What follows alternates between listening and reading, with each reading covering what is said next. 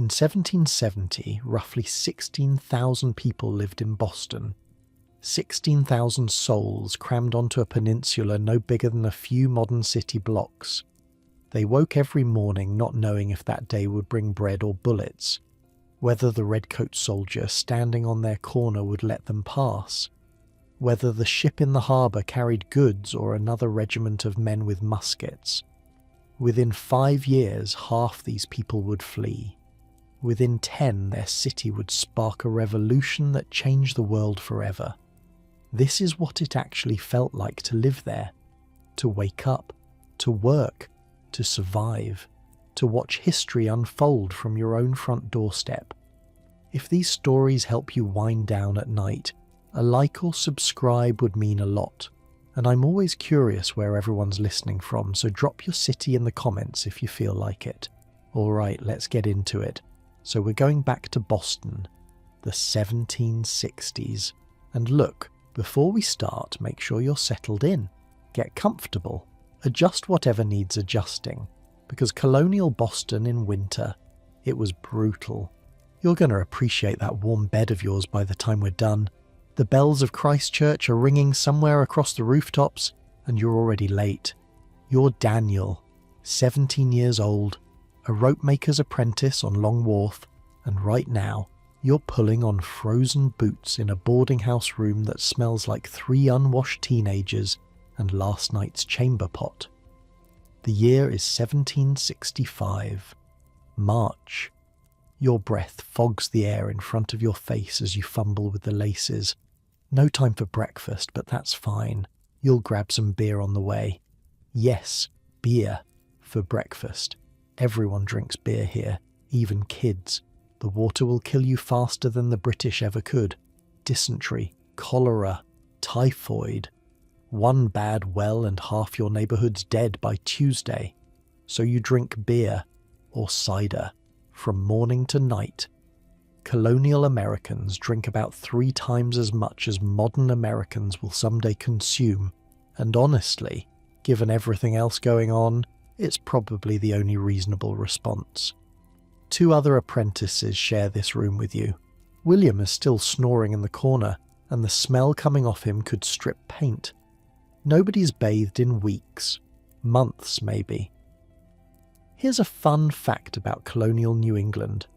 People up here might wash their whole body once a year. Once, if that. Some folks went decades without being, as they put it, wet all over at once. The thinking was that water opened up your pores and let disease in, so everyone just didn't. You get used to the smell eventually, or your nose gives up. Hard to say which. James is already gone because James is always gone before anyone else wakes up. Smart kid, James. You should be more like James. Master Webb doesn't tolerate lateness. The floorboards creak as you stand. They're so cold they feel wet against your stockinged feet. The whole building creaks, actually. Mistress Hutchins, who runs this boarding house, likes it that way. Says she knows exactly who comes and goes at what hour. Any funny business and you're out on the street. Not that you try any funny business. You're too tired for funny business. You're always too tired. The front door sticks. You have to shoulder it open, and then the cold hits you properly. Not the seeping cold of the bedroom. The real cold. The Boston Harbor cold that smells like salt and fish and tar and something else. Something you've never been able to name but which you'd recognize anywhere. The smell of a working port. The smell of ships and money and men who've crossed oceans. Long Wharf stretches out before you in the darkness. Nearly half a mile of wooden planking extending into the harbour, lined with warehouses and counting houses and the dark shapes of vessels tied up alongside. At this hour, torches burn at intervals along the wharf, casting pools of orange light that make the darkness between them seem darker. Men are already moving. Sailors and dock workers and customs officials and the 1,000 other people it takes to keep a port running. And soldiers. You see them immediately. redcoats visible even in the dim light. A patrol of 4 walking along the wharf with their muskets shouldered, their breath steaming. They've been here for a few months now, these redcoats, sent from England to keep order, they say, to enforce the new taxes, to remind Boston who's in charge. Nobody likes them. Nobody wanted them here. 2 years ago, there weren't any soldiers in Boston at all, and life was simpler. Now they're everywhere, in the streets, in the taverns, outside the churches on Sunday. They take up lodging in people's houses because there's nowhere else for them to sleep, and the people who have to house them hate it. But you keep your head down. You're an apprentice. You have work to do. Politics is for men with time and money, and you have neither. The rope walk where you work is near the base of the wharf, a long, low building that stretches for over 1,000 feet. That's how rope is made, in case you're wondering. You take hemp fibres and you twist them, and then you twist those twists together, and then you twist those twists together again, over and over until you have something strong enough to hold a ship at anchor in a storm. The building has to be that long because the rope has to be that long. A ship's cable might be 200 fathoms or more. It's hard work. That's the first thing people don't understand about rope making. They think it's just standing around twisting fibres. It's not. It's walking. Miles and miles of walking back and forth down the rope walk, keeping the twist even, keeping the tension right. Your legs ache by noon. By the end of the day, they feel like they might fall off, and it's dangerous too. The tar they use to waterproof the finished rope is kept hot in great cauldrons, and if you're not careful, if you brush against one of those cauldrons, you'll have burns that take months to heal. The fibres themselves can slice your hands open if you don't wear your gloves, and the whole building is a fire hazard. All that rope, all that tar, all that dry hemp, one spark in the wrong place, and the whole rope walk goes up. It's happened before. It'll happen again. But this is your trade. This is what you do. This is how you'll spend 7 years of your life, learning everything there is to know about rope, and then maybe you'll have enough to set up your own shop. Or maybe you'll spend the rest of your days working for someone else. Hard to say. The future is a foreign country. You try not to think about it too much. Master Webb is already in the rope walk when you arrive. He's a big man, Master Webb, thick through the chest and arms from decades of this work. His hands are like leather, stained black with tar. He looks at you as you enter but doesn't say anything. That's good. That means you're not late. There are maybe a dozen men working today, which is light. In summer there might be twice that. Boston builds ships, and ships need rope, and there's always more rope needed than hands to make it. But it's March, and some of the seasonal workers have gone to find other employment, until the warm weather brings the work flooding back. You take your place at the spinner. This is where you start every morning, feeding hemp fibres into the spinning machine while your hands twist and pull and guide the material into something usable. It's repetitive work, mind-numbing really, but that's the point. In the morning, when your brain isn't quite awake yet, you don't need work that requires thinking. You need work your hands can do while your thoughts wander, and your thoughts do wander. To the soldiers on the wharf, to the talk in the taverns about taxes and rights and something called the Stamp Act that everybody's angry about, to the news that came last week about protests in New York, people burning effigies of tax collectors, crowds smashing windows, to the murmuring that maybe the same thing will happen here. You don't understand all of it. You're 17. You're an apprentice. You care about making rope and earning your keep, and maybe someday having enough money to rent your own room instead of sharing with William and his snoring. But even you can feel it. This tension in the air, this sense that something is coming, something bigger than any of them, something that's going to change everything. The hours pass, the rope grows, your arms grow tired and then grow numb and then stop complaining altogether as your body gives up on registering the discomfort. That's the secret to manual labour you've learned. Do it long enough and you stop feeling it. Your body just accepts it as normal. Around midday, a commotion outside. Voices raised. You and the other workers drift toward the door to see what's happening. On the wharf, a crowd has gathered. Maybe 50 people. Dock workers and sailors and a few well-dressed merchants too. They're surrounding something. Someone. You push forward, curious despite yourself. It's one of the soldiers. A young one, about your age, in his red coat and white breeches, standing very still while a man twice his size shouts in his face. You can't hear all the words, but you catch enough. Something about the man's sister. Something about inappropriate advances. Something about how if this lobsterback thinks he can behave this way in Boston, he has another thing coming. The soldier says nothing, just stands there. His hands are at his sides, but you can see them trembling slightly. He's scared. You can see that too.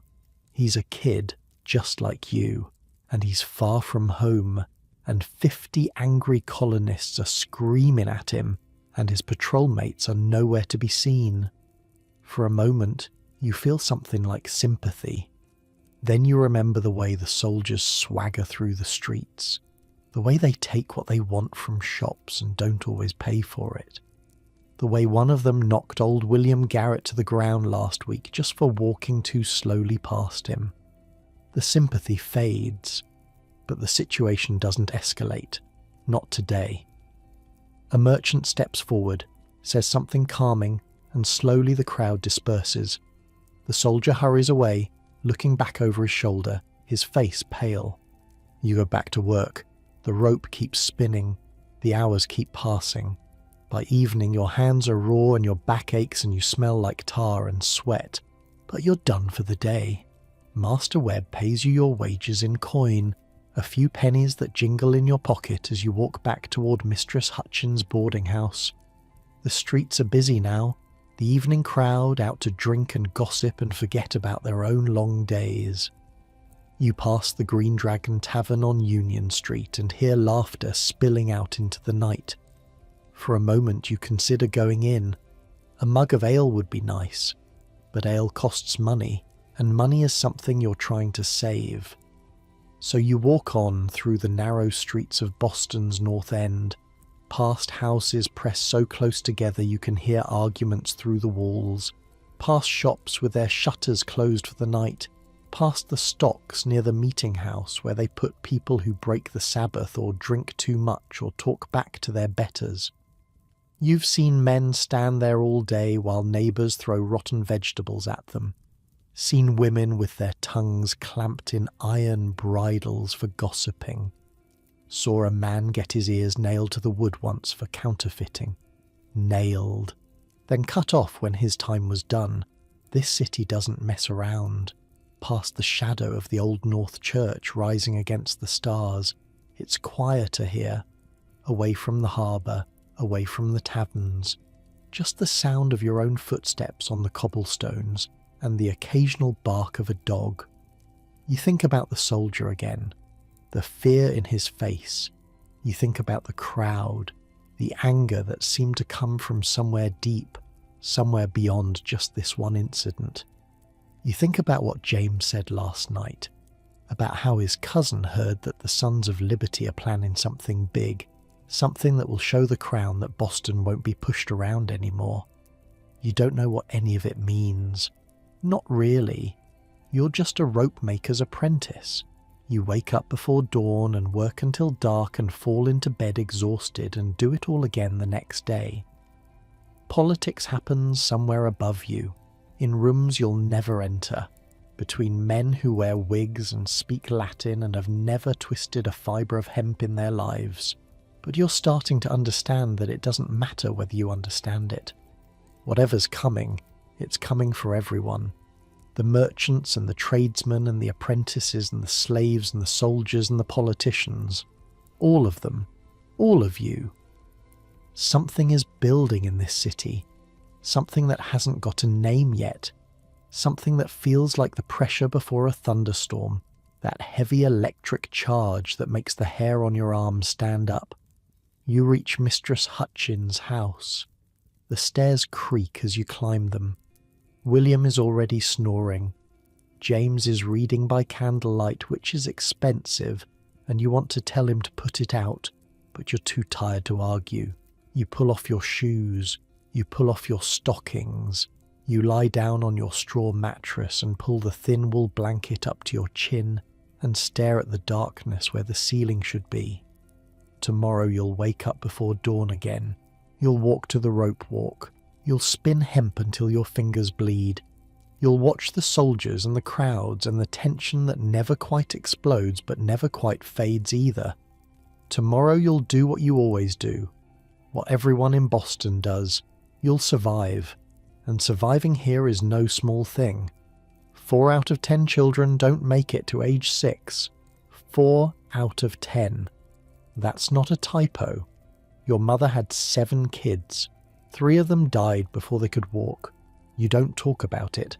Nobody talks about it. It's just how things are. Death is as common as breakfast here, which, speaking of, you still haven't had. The bells of Christchurch sound midnight somewhere in the distance. You close your eyes. Sleep comes slowly, the way it always does. Your thoughts drift like ships in the harbour, bumping against each other, finding their anchor points, settling into stillness. You think about home. You think about your mother. You think about the smell of rope and tar and salt water, which is the smell of your whole life now, which is the smell you'll probably carry to your grave. The room grows warmer, or maybe you're just getting used to the cold. The straw beneath you stops feeling so lumpy. William's snoring fades into background noise, rhythmic as waves against a hull. In the darkness, Boston sleeps. 16,000 people in their beds, in their dreams, in that quiet space between one day and the next. The soldiers sleep in their barracks. The sailors sleep in their hammocks. The merchants sleep in their feather beds. And the slaves sleep in their quarters. And somewhere, in a tavern that won't close for hours yet, men are still talking in low voices about liberty and rights, and what they're willing to do to keep them. But you don't know about any of that. You're 17 years old. You're a rope maker's apprentice. And right now, all you know is the weight of your own exhaustion, the softness of the darkness, the gentle pull of sleep drawing you down like an anchor finding the bottom of the harbour. Tomorrow will come, it always does, but for now, there's only this. 5 months later and Boston is a different city. It's August now, hot. The kind of humid, sticky August heat that makes the whole town smell worse than usual. The harbour reeks of rotting fish and low-tide mud. The streets reek of horse dung baking in the sun.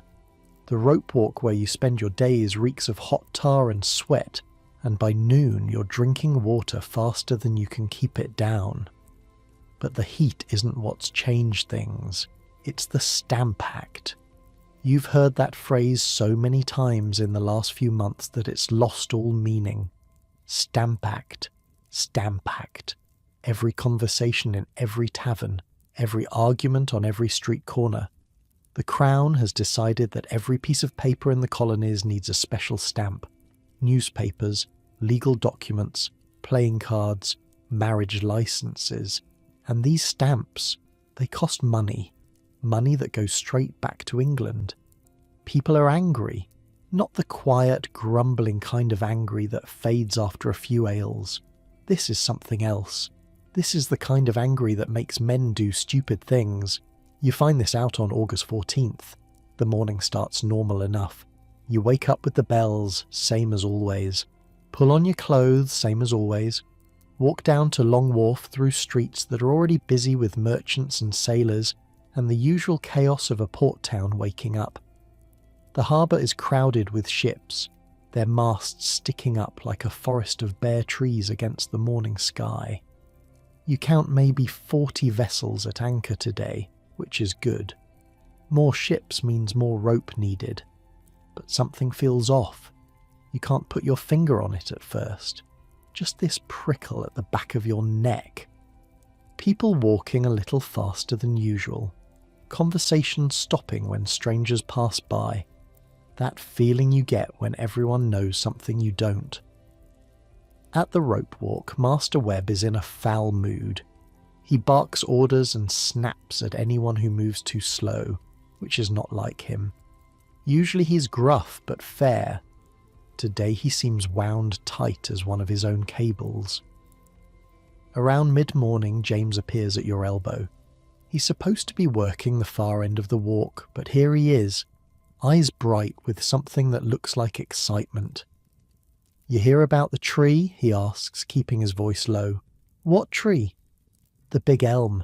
Down on Orange Street near the corner of Essex. Someone hung something from it last night." You don't understand what he's talking about, and your face must show it, because James grabs your arm and pulls you toward the door. "Come on. You need to see this. Webb will kill us." "Webb won't notice. Half the workers are already gone. Haven't you looked around?" You look around. He's right. The rope walk, which should have a dozen men working, has maybe 5. The others have slipped away while you weren't paying attention. So you go. You and James, walking fast through the crowded streets, past Faneuil Hall where the market sellers are doing brisk trade, past the old state house with its lion and unicorn perched on the roof like they own the place, past shops and counting houses and a group of redcoats who watch you pass with hard eyes but don't stop you. The crowd gets thicker as you get closer to Orange Street. By the time you reach the corner of Essex, you can barely push through. Must be 200 people here, maybe more, all of them staring up at the same thing. It's an elm tree. A big one, maybe 100 years old, its branches spreading wide over the street, and hanging from one of those branches, swinging gently in the hot August breeze, is a body. Your stomach drops. You've seen dead men before. Sailors pulled from the harbour, bloated and blue, a dock worker crushed by a falling crate. But this is different. This is a hanging. This is... James is laughing. "It's not real," he says, seeing your face. "Look closer." You look closer, and you see what he means. It's not a body, it's an effigy. A stuffed dummy dressed in fine clothes, with a face painted on a sack and a sign hung around its neck. The sign reads, A.O. "Andrew Oliver," James explains. "He's supposed to be the stamp distributor, the man who's going to collect all those taxes of the crown." "They hung a dummy of him?" "Someone did. Last night. Nobody knows who." James grins. "Well, somebody knows, but nobody's talking." You stare up at the effigy. Someone's added a boot to it with the initials of another hated official. Someone else hung a sign that reads, "He that takes this down is an enemy to his country." And here's the thing, nobody takes it down. Not the sheriff, who shows up and takes one look at the crowd and quietly leaves. Not the governor's men. Not anyone. The whole British Empire, the most powerful force on earth, and they can't remove a stuffed dummy from a tree because a bunch of angry colonists are standing around glaring at them. That's when you start to understand something. They need us to cooperate, and we're done cooperating. You stare up at the effigy, swaying in the breeze, and you feel something strange in your chest.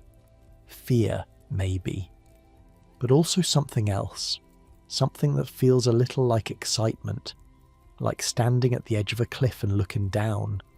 People around you are talking, laughing, pointing up at the dummy. Someone starts a chant. "No stamps.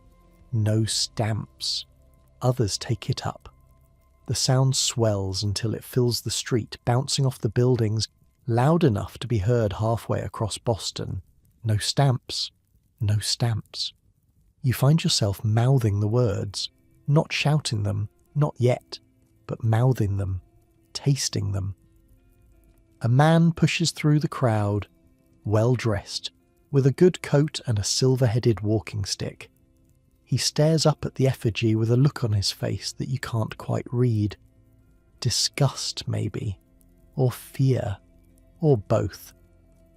"This is treason," he says, loud enough for people around him to hear. "You'll all hang for this." Someone laughs. Someone else throws something, a piece of rotten fruit maybe, and it splatters against the man's good coat.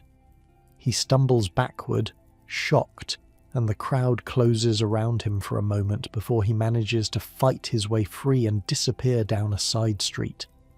The laughter gets louder, the chanting gets louder, and you realise, standing there in the August heat with sweat running down your back and the sound of rebellion ringing in your ears, that something has shifted. Something has broken loose. Boston has taken a step that can't be taken back. You and James stay until noon, watching. More people arrive. The crowd swells to maybe 500, then more. A few men climb the tree and add a boot to the effigy, painted with the initials of a hated tax collector. Someone else hangs a sign that says, "He that takes this down is an enemy to his country," and nobody takes it down. Not the sheriff who shows up around midday and takes one look at the crowd and quietly leaves. Not the governor's men who are conspicuously absent. Not the redcoats who seem to have vanished from this part of town entirely. The tree stands, the effigy swings, and Boston holds its breath. By afternoon, you're back at the rope walk, pretending you never left. Master Webb knows better. He can see it in your face, probably, but he doesn't say anything. Maybe because half his workers were at that tree too. Maybe because he was thinking about going himself. The work continues. The rope spins out under your hands, yard after yard after yard. Your muscles move through the familiar motions while your mind stays back at Orange Street, replaying what you saw. The crowd, the chanting, the man with the good coat and the fear in his eyes. Is this what revolution looks like? You don't know. You're 17 years old. You make rope for a living. What do you know about revolutions? But something in you has woken up, some part that was sleeping before, and it's not going back to sleep. That night, the real trouble starts. You're back at Mistress Hutchins' boarding house, lying on your mattress and listening to William snore when you hear it, shouting, the sound of many feet on cobblestones, glass breaking somewhere in the distance. James sits up in the darkness. They're going to Oliver's house. Who is? The mob. Everyone. Come on. You should stay in bed. You know you should stay in bed. Tomorrow is a work day. Master Webb won't tolerate you showing up half dead from a night of running the streets. But James is already pulling on his boots, and the sounds outside are getting louder, and that thing in your chest, that new awake thing, won't let you lie still. So you go. The streets are chaos. Torches everywhere, casting wild shadows on the buildings. Men running in groups, some carrying clubs, some carrying axes. Women watching from doorways with their children pulled close. Dogs barking. Someone singing a song you don't recognise. Something about liberty and death. You follow the noise to a building on Kilby Street. A new building, still under construction. Word is that Oliver planned to use it as his stamp office. That's the rumour anyway. Whether it's true or not doesn't seem to matter anymore. The crowd is tearing it apart. You watch, stunned, as men attack the building with axes and hammers in their bare hands. Wood splinters, glass shatters. The frame groans and then gives way, collapsing in a cloud of dust while the crowd roars its approval. And then someone shouts, "To Oliver's house! To his house!" The mob surges forward. You're swept along with it, pushed and pulled by bodies you can't see, carried through streets you barely recognise in the darkness and the torchlight. James is somewhere beside you, his face lit orange by the flames, his eyes wide and wild. This is madness. This is absolute madness. And you can't stop. You don't want to stop. Oliver's house is a fine one down near Fort Hill. By the time the mob arrives, the man himself has fled. Smart of him. Because what happens next isn't pretty. They start with the windows, every pane of glass smashed. Then the door, battered in with a log that must have taken 20 men to carry. Then they're inside, and you can hear crashes and screams and laughter echoing out into the night. Furniture comes flying through broken windows. Paintings, books, fine china that shatters on the cobblestones. Someone finds Oliver's wine cellar and bottles start passing through the crowd, hand to hand, mouth to mouth. You don't go inside. Something holds you back. Some last shred of the boy who just wants to make rope and earn his keep and stay out of trouble. You stand in the street and watch, and feel your heart pounding like it's trying to escape your chest. A man stumbles out of the house wearing one of Oliver's wigs, doing an exaggerated bow while the crowd howls with laughter. Another man follows carrying a portrait, holds it up for everyone to see, then throws it on a fire that's been started in the middle of the street. The flames leap. The crowd cheers. Someone's found Oliver's wine cellar and is passing bottles around. A woman near you is wearing what looks like one of Mrs. Oliver's dresses, twirling in the firelight like she's at a ball. It's chaos. It's madness. It's also, you realise with a chill, extremely well organised. Nobody's looting the silverware. Nobody's taken anything valuable. They're destroying it, burning it, making a point. This isn't a robbery, it's a message. And somewhere in the city, church bells start ringing. Not for a fire, not for a funeral, for something new. Something that doesn't have a name yet. By dawn, it's over. The mob melts away as the first grey light creeps over the harbour.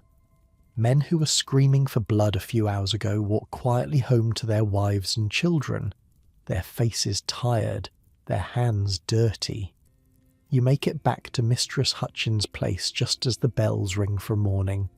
No sleep. Your eyes burn. Your throat is raw from smoke and shouting.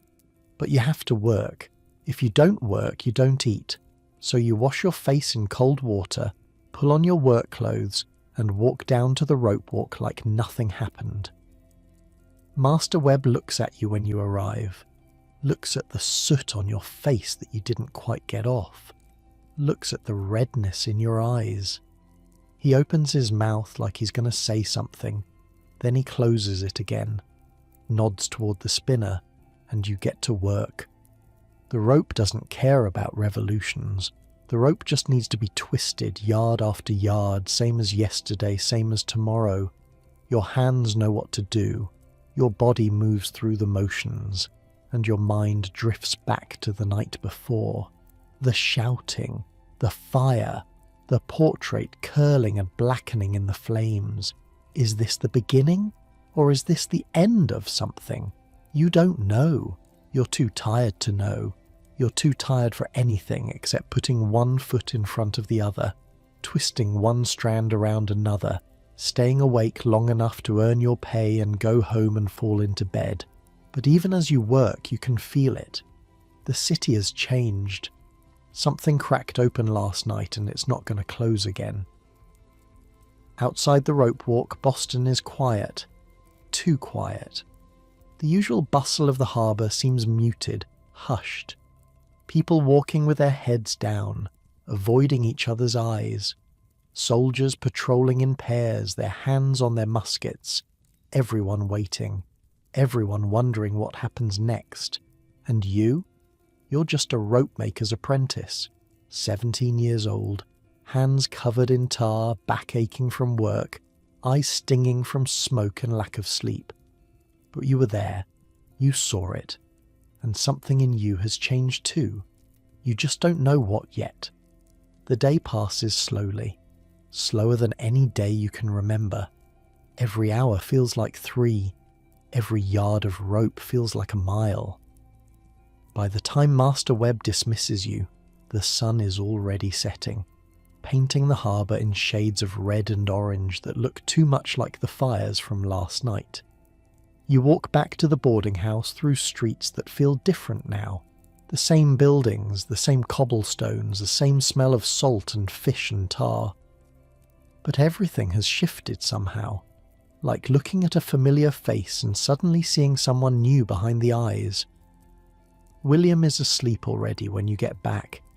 James is sitting on his bed, staring at nothing, his face pale in the candlelight. "They say Hutchinson's house is next," he whispers. "The Lieutenant Governor. They say the mob is going after him tomorrow night." You don't answer. You're too tired to answer. You pull off your boots and lie down and close your eyes and try not to think about anything at all. Sleep takes you fast this time, deep and dreamless. Your body giving up the fight, surrendering to exhaustion. Tomorrow more rope. Tomorrow more work. Tomorrow maybe more chaos. But right now, there's only the darkness behind your eyes. Only the steady rhythm of William's snoring. Only the distant sound of the harbour, waves lapping against hulls, ships creaking at their moorings. Boston sleeps, or tries to sleep, waiting for whatever comes next. Andrew Oliver resigned his position as stamp distributor the day after the mob destroyed his house. Smart man. He stood on the stump of the Liberty Tree, that same elm on Orange Street, and announced to a crowd of thousands that he wanted nothing more to do with stamps or taxes or anything that might bring another visit from his neighbours in the night. The crowd cheered. Someone bought drinks for the whole street, and for a little while, Boston felt like it had won something. But then November came, and the Stamp Act was supposed to go into effect, and suddenly nobody knew what would happen. Would ships refuse to sail without stamped papers? Would the courts close? Would business grind to a halt? Turns out, Boston had an answer for that too. They just ignored the whole thing. Ships sailed anyway. Courts stayed open. Newspapers printed without stamps. And the Crown, 3,000 miles away across an ocean, couldn't do a thing about it. You learned all this in pieces over weeks and months, conversations at the rope walk, gossip at the market, and eventually at the Green Dragon. The first time you actually walked through those doors was in late October, a few weeks after your 18th birthday. James dragged you in. He'd been spending more time there lately, coming back to the boarding house late at night smelling like tobacco and rum, with a look on his face like he knew secrets he couldn't share. "You need to meet some people," he said. That's all he'd tell you. The tavern was on Union Street, a wooden building with a sign hanging over the door. The sign showed a dragon, painted green, looking fierce and a little ridiculous at the same time. Inside, the main room was crowded and loud and thick with pipe smoke. Men packed around rough wooden tables, drinking ale and arguing about politics and laughing at jokes you couldn't hear. Here's something about colonial taverns. They're basically the internet of the 1760s. Post office, tavern, news, tavern, courthouse, sometimes a tavern, political organising, definitely a tavern. The average colonist drinks about 3.5 gallons of alcohol a year, and most of it gets consumed in places like this.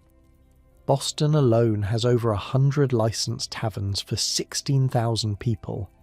That's one tavern for every 160 residents. These people like to drink and talk and drink while talking. James led you through the crowd, nodding at people he knew, until you reached a door at the back. A big man stood beside it, arms crossed, watching everyone who passed with flat, careful eyes. "He's with me," James said. The big man looked at you. Really looked. like he was memorizing your face. Then he stepped aside. Behind the door was a staircase leading down. You followed James into a basement room that was smaller than the one upstairs, but somehow more intense. Maybe 24 men sat around tables or stood in small clusters, talking in low voices. Candles flickered on the walls. The air smelled like beer and sweat and something else, something sharp. Danger, maybe. Or just the smell of men planning things they shouldn't be planning. "Welcome to the Dragon's Den," James said with a grin. You recognised some faces. A silversmith from the North End who'd done some work for Master Webb. A printer whose shop you'd walked past 100 times. A doctor still wearing his good coat, and mixed in with them, ordinary working men. Rope makers like you. Coopers and blacksmiths and dock workers. All of them here, in this basement, doing something that felt important even if you didn't understand what yet. A man approached you, older, maybe 40, with a face that looked like it had seen trouble and come out the other side. He had ink stains on his fingers. "James says you were at Oliver's house that night." It wasn't a question. "I was in the street," you said. "I didn't go inside." "But you were there." "Yes." He studied you for a long moment. Then he stuck out his hand. "Name's Eades, Benjamin Eades. I print the Gazette." You shook his hand. His grip was firm, his palm rough with calluses. "The Gazette's been writing about the Stamp Act," you said. Stupid thing to say. Everyone knew the Gazette had been writing about the Stamp Act.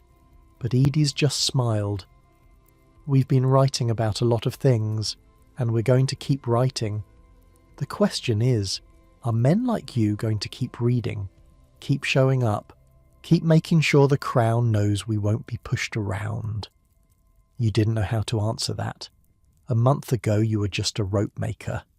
Now you were standing in a basement with men who were talking about pushing back against the most powerful empire in the world. "I'll show up," you heard yourself say. Eades nodded like that was the answer he expected. "Good man. James, get him something to drink." That first night you mostly listened, sat in a corner with a mug of ale and watched and absorbed. The conversations flowed around you, full of names and plans and grievances you didn't fully understand. Someone mentioned Samuel Adams, and heads nodded with respect. Someone else talked about letters being sent to the other colonies, to New York and Philadelphia and Virginia, about coordinating resistance. Someone used the phrase "Sons of Liberty," and a ripple went through the room, men sitting up straighter, eyes brighter. You didn't speak up. What would you say? You were 18 years old. You made rope. These men were printers and merchants and doctors, men with education and money and connections. What did you have to offer? But James caught your eye across the room and gave you a small nod, and somehow that was enough. You belonged here. You didn't know why yet, but you belonged. The months that followed were strange ones. On the surface, nothing changed. You still woke up before dawn, still walked to the rope walk, still twisted hemp until your arms ached. Master Webb still barked orders. William still snored. The harbour still stank of fish and tar. But underneath, everything was different. 2 or 3 nights a week, you'd slip out of the boarding house after dark and make your way to the Green Dragon. Sometimes the basement was crowded, sometimes just a handful of men. You learned to recognize faces, to remember names. You learned the rhythms of resistance, the way information flowed from one trusted source to another, the careful dance of who knew what and who could be told. You learned that the Sons of Liberty weren't just one group. They were everywhere, in every colony. Farmers and lawyers and shopkeepers and sailors, all of them angry about the same things, all of them pushing back against a government that treated them like children to be managed rather than citizens to be respected. And you learned that you weren't useless after all. Rope makers heard things. Sailors talked on the docks, unguarded, assuming nobody was listening. Information about troop movements, about ships arriving from England, about what the customs officials were planning. You had ears and you had access and you had a reason to be places where interesting conversations happened. So you started listening, really listening, and reporting back what you heard. It wasn't much, a snippet here, a rumour there. But Edie's took every piece of information seriously, writing it down in a little leather book he kept in his coat pocket. You never know what's going to matter, he told you once. The thing that seems like nothing today might be the key to everything tomorrow. Winter came hard that year. Snow piled up in the streets, and the harbour froze solid enough to walk on. Work at the rope walk slowed to a crawl. Ships couldn't sail, which meant ships didn't need rope, which meant you spent long days with nothing to do but stay warm and wait. The cold was brutal. Not like any winter you remembered. The boarding house felt like an icebox, and even with all three of you huddled around the tiny fireplace, your breath still fogged in the air. Mistress Hutchins rationed the firewood, said it was expensive this year, said everyone would have to make do. You wore your coat to bed, your stockings too. Still woke up shivering most mornings. Here's a fun thing about colonial winters. If you're poor and you don't have enough firewood, you might actually freeze to death in your own home. Happens all the time. Old folks mostly. Babies. Anyone too weak to keep the fire going. The wealthy hire servants to tend their fires around the clock. You wake up at 3 a.m. with ice on the inside of the windows and pray the embers haven't gone completely cold. Food got scarce when the harbour froze. No ships coming in meant no fresh supplies, and the prices at the market climbed until a loaf of bread cost twice what it had in autumn. You learned to make do with less. A bowl of thin porridge in the morning, maybe some salt pork at midday if you were lucky. Your belt got tighter, so did everyone else's, but you didn't complain. Nobody complained. Compared to what some folks had, you were doing fine. At least you had a roof. At least you had work waiting when the thaw came. Some people had nothing at all. You spent a lot of that winter at the Green Dragon. The basement became almost like a second home. You got to know the regulars. The silversmith, whose name was Paul, had a way of drawing people out, making them feel like their opinions mattered. The doctor, Joseph, always seemed to know things before anyone else, like he had sources nobody could identify. And there was John, a rich merchant's son who dressed like he was going to a ball, even when he was just drinking ale in a basement, but who gave money freely to causes he believed in. They became something like friends. Or maybe not friends exactly. Something else. Brothers in a fight that none of you had asked for, but none of you could walk away from. You learned the rituals of the place. The way men would check over their shoulders before speaking freely. The way certain words were never said aloud, only hinted at. The way everyone knew who the informers might be and adjusted their conversations accordingly.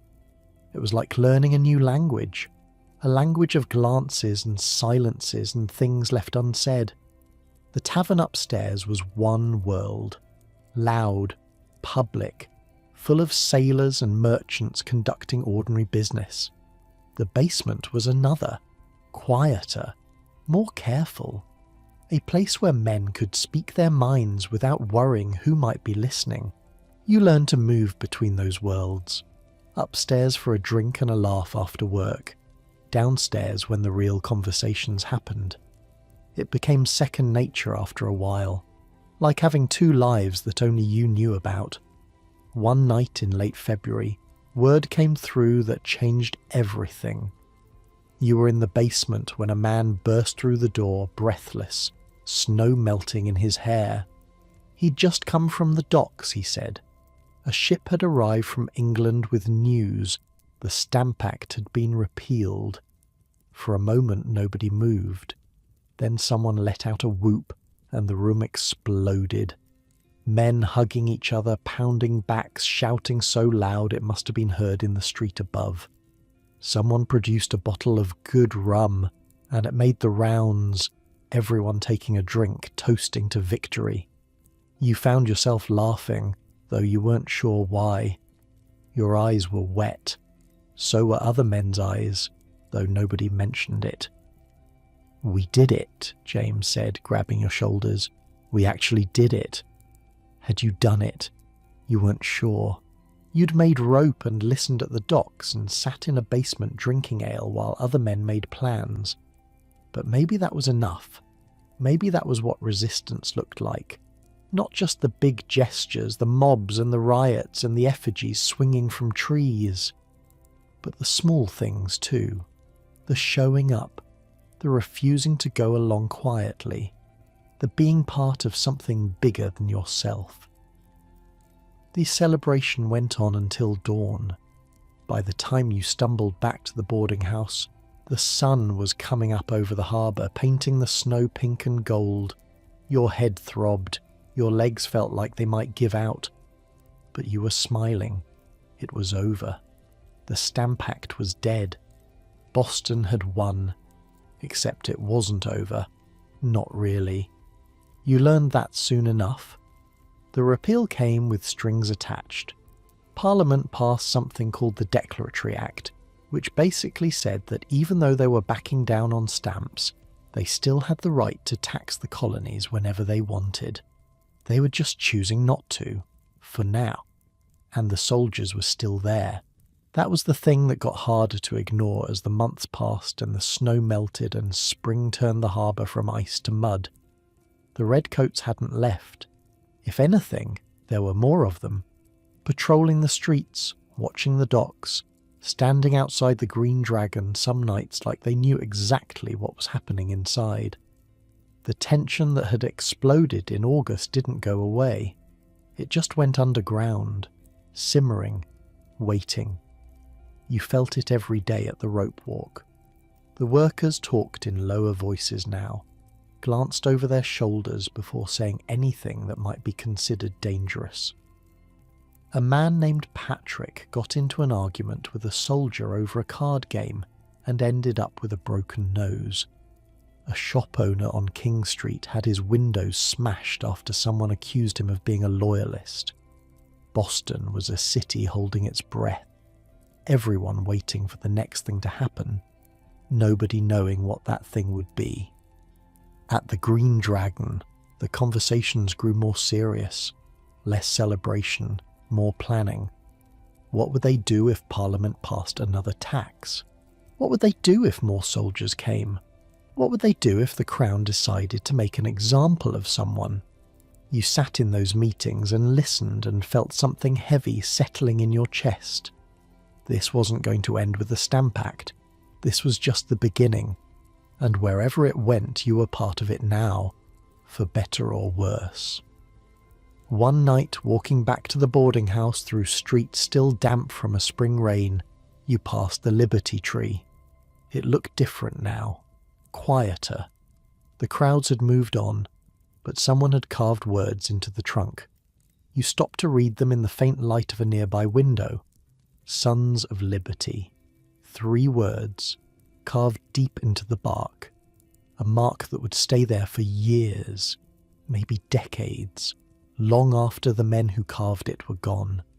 You stood there for a long time looking at those words, thinking about Oliver and his ruined house, about Edie's and his leather notebook, about James and his bright eyes, about all the things that had happened since that March morning when you were just a ropemaker's apprentice who didn't know anything about politics or rebellion or what it meant to be part of something bigger than yourself.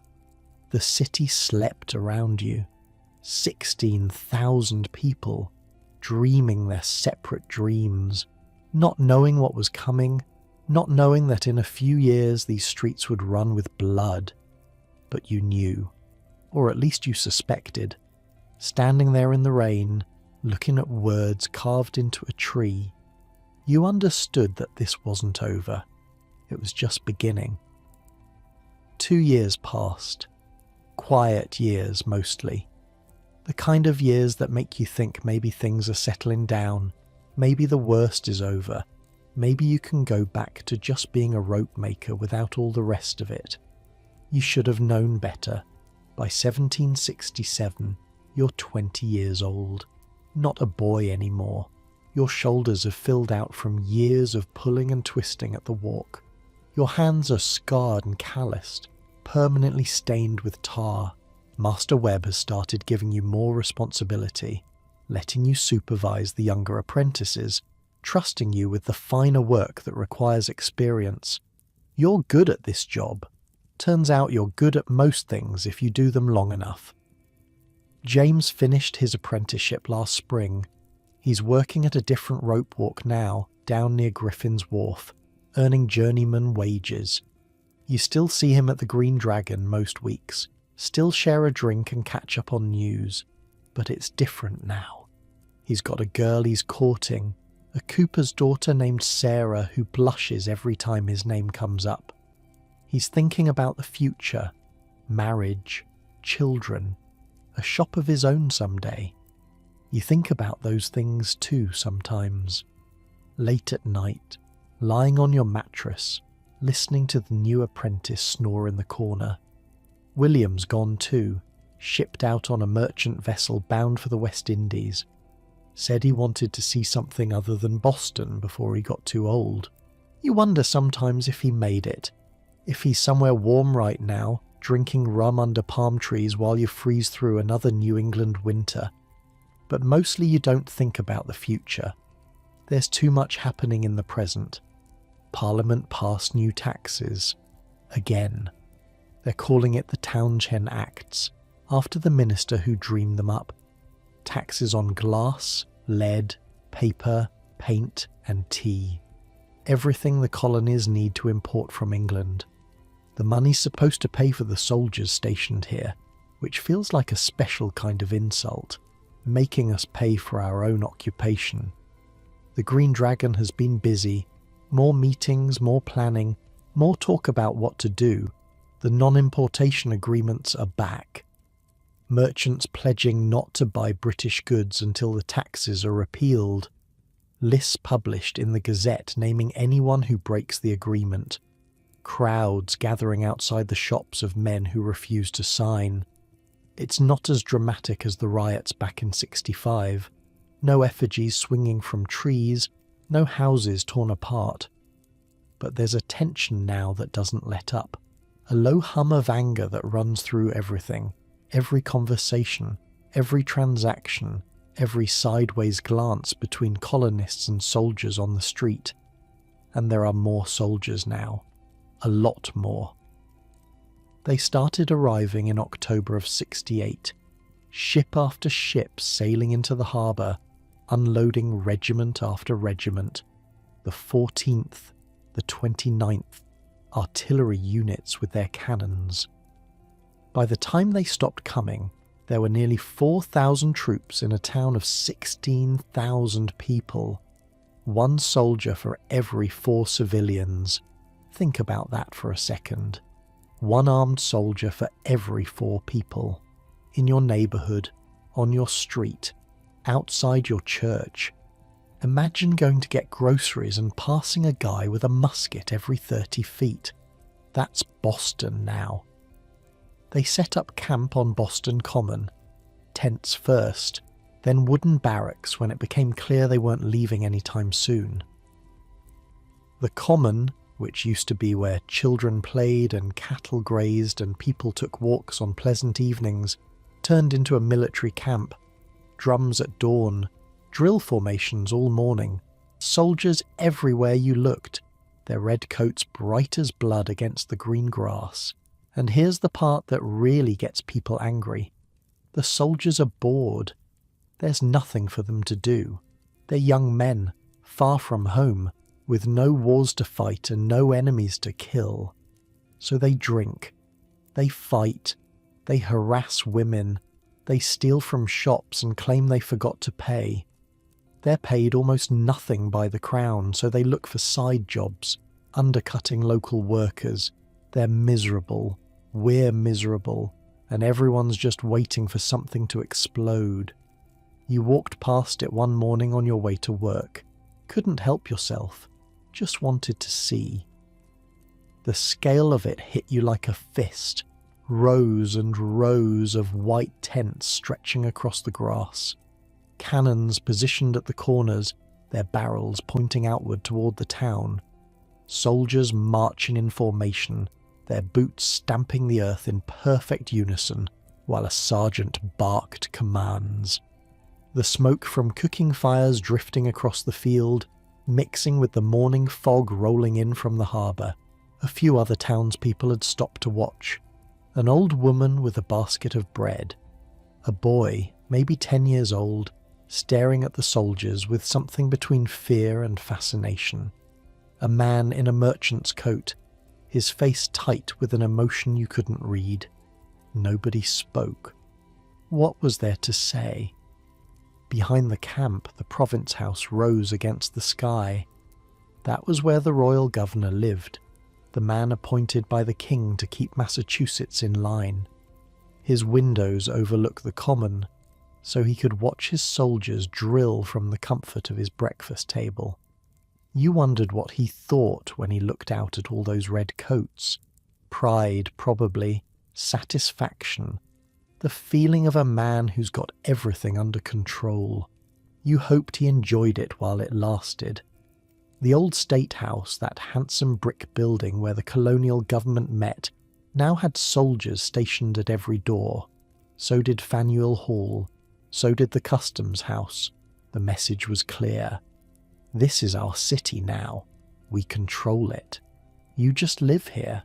You remember the day they landed, standing on Long Wharf with hundreds of others, watching the boats row ashore, watching the soldiers form up in their perfect ranks. Nobody said anything. The whole crowd just stood there in silence, watching. A few women were crying. A few men had their fists clenched at their sides, knuckles white. The officer in charge, a man named Dalrymple, read a proclamation.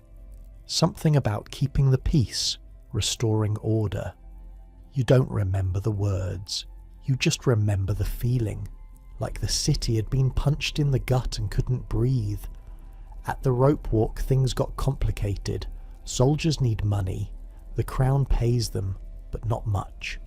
So they look for side work, odd jobs, anything to supplement their wages. And some of them, the ones with strong backs and nothing better to do, started showing up at the rope walks looking for employment. Master Webb turned them away at first. So did most of the other masters, but some didn't. Some figured cheap labour was cheap labour, whatever colour coat it came in, and that's when the trouble really started. See, rope making is a trade. You spend years learning it. You earn your place. And then these soldiers come in, willing to work for half the wages, taking jobs that should go to Boston men. It's not just about money, though the money matters. It's about respect, about who belongs here and who doesn't. Fights broke out, small ones at first. A soldier and a rope maker trading insults, then trading punches. But they got worse over time. Clubs and knives started appearing. A soldier got his skull cracked behind a warehouse near Griffin's Wharf. A rope maker got stabbed outside a tavern on Ann Street. One day at your own rope walk, a soldier came looking for work. Young fellow, couldn't have been more than 19. He stood in the doorway, hat in hand, asking if there were any jobs going. Master Webb was working at the far end of the walk. He looked up, saw the red coat, and his face went hard. No work here. Please, sir, I can spin. I worked at a rope walk back in London before I enlisted. I just need a few shillings to send home to my mother. For a second, just a second, you almost felt sorry for him. He looked thin, hungry maybe, far from home and desperate. But then one of the other workers, a man named Samuel, stepped forward. You heard the master. No work. Now get out before we throw you out. The soldier's face flushed. I'm not looking for trouble. Then you shouldn't have come here wearing that coat." They stared at each other for a long moment. You could feel the tension crackling in the air. Everyone in the rope walk had stopped working, watching, waiting to see what would happen. The soldier blinked first, turned and walked out without another word. But as he passed you, standing near the door, he muttered something under his breath. You couldn't hear all of it, but you caught enough. "Get what's coming to you. All of you." You watched him go, watched him rejoin his patrol down the street, and you thought about what it must be like, being hated by everyone in a city you're supposed to be protecting, having doors slammed in your face, being called a lobster back and a bloody back and worse, every single day. It didn't make you like them, but it made you understand something. This wasn't just us against them. It was scared people against scared people. Everyone afraid, everyone angry, everyone waiting for something to break. The masters tried to keep things calm. So did the officers. Nobody wanted a full-scale brawl. But the anger was always there, simmering just below the surface. All it would take was one spark. You tried to stay out of it, kept your head down, did your work, went to the Green Dragon at night and then home to bed. But it was hard. The soldiers were everywhere, in the streets, in the taverns, outside the churches. You couldn't go a day without some kind of confrontation. One afternoon in late summer, you were walking back from the market when a group of soldiers blocked your path. 4 of them, young, maybe your age or younger. They'd been drinking. You could smell it on them from 10 feet away. Rum and sweat and that particular stink of men who haven't bathed in months, which, to be fair, describes most of Boston. But on them it seems worse somehow. "Where you going, rope man?" You didn't answer. Just tried to step around them. One of them grabbed your arm. "I asked you a question." "Home. I'm going home." "Home?" He said it like it was funny. "You hear that, boys? The rebel's going home." The others laughed. The one holding your arm squeezed tighter. He had a pockmarked face and yellow teeth and breath that could knock a horse unconscious. His uniform was dirty, the red faded to something like rust. Up close, these aren't the fearsome soldiers of the British Empire. They're kids. Hungry, underpaid kids with muskets, which somehow makes the whole thing worse. "We know about you lot," he said, "meeting in your tavern basements, plotting against the king. You think we don't know?" Your heart was pounding, but you kept your face steady. "I don't know what you're talking about." "Sure you don't." He shoved you backward, hard enough that you stumbled into the wall behind you. Your head cracked against the brick. Stars burst across your vision. When you could see again, the pockmarked soldier was right in your face. "Just remember something, rope man. We're not going anywhere. This is our city now. Best get used to it." They walked away laughing. You stood there for a long moment, your back against the wall, your hands shaking with rage you couldn't do anything about.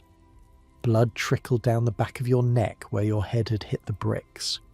A woman passing by gave you a sympathetic look but didn't stop. Nobody stopped. Stopping meant getting involved. Getting involved meant trouble. You touched the back of your head. Your fingers came away red. Not a lot of blood, but enough. That night at the Green Dragon, you told Eads what happened. He listened without interrupting, his face grim. "It's going to get worse before it gets better," he said when you finished. "They want us to strike first, give them an excuse to crack down even harder. So what do? We wait, we watch, we keep our heads."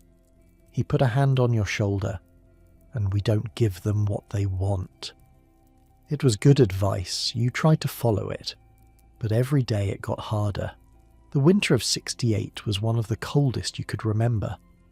The harbour froze solid again, ice stretching all the way out to the islands. The soldiers in their tents on the common suffered badly.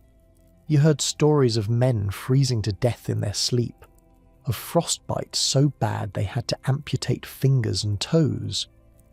Part of you felt something like satisfaction at that. Part of you felt ashamed for feeling it. They were just men after all. Young men, far from home, doing what they were told. Not so different from you, really. But then you'd remember the soldier's hand on your arm, the sneer in his voice, and the sympathy would fade. By spring, the situation had settled into an ugly routine. Soldiers on one side, townspeople on the other, both watching, both waiting. Small confrontations every day. Insults traded, punches thrown. Nothing quite bad enough to spark a war, but nothing good either. The Green Dragon stayed busy. More men attending the meetings now. Not just the original group, but new faces. Dock workers and tradesmen, and even a few merchants who'd kept their distance before.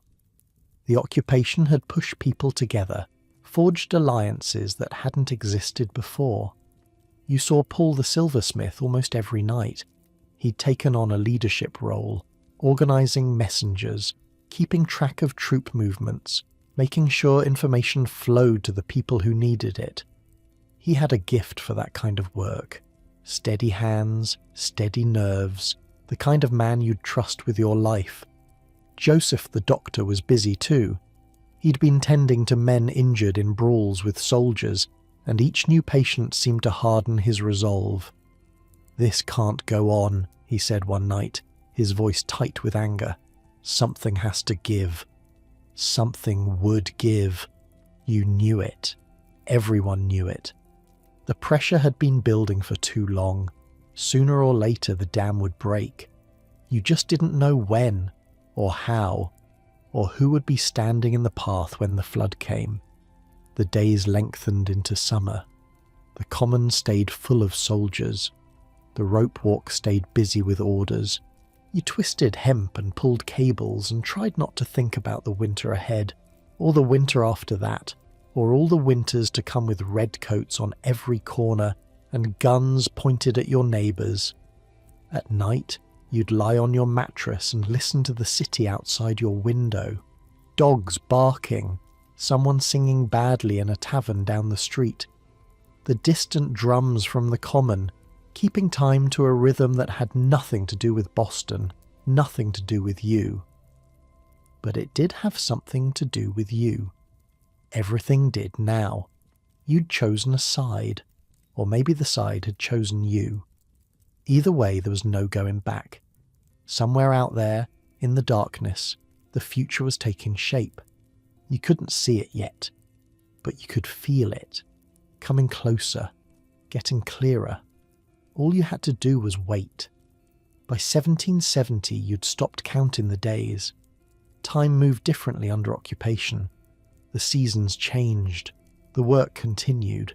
Ships came and went from the harbour. But underneath all of it, everything felt suspended, like the whole city was holding its breath, waiting for something that never quite arrived. You're 22 now. 5 years since you first walked through the doors of the Green Dragon. 5 years of meetings and whispers and careful conversations.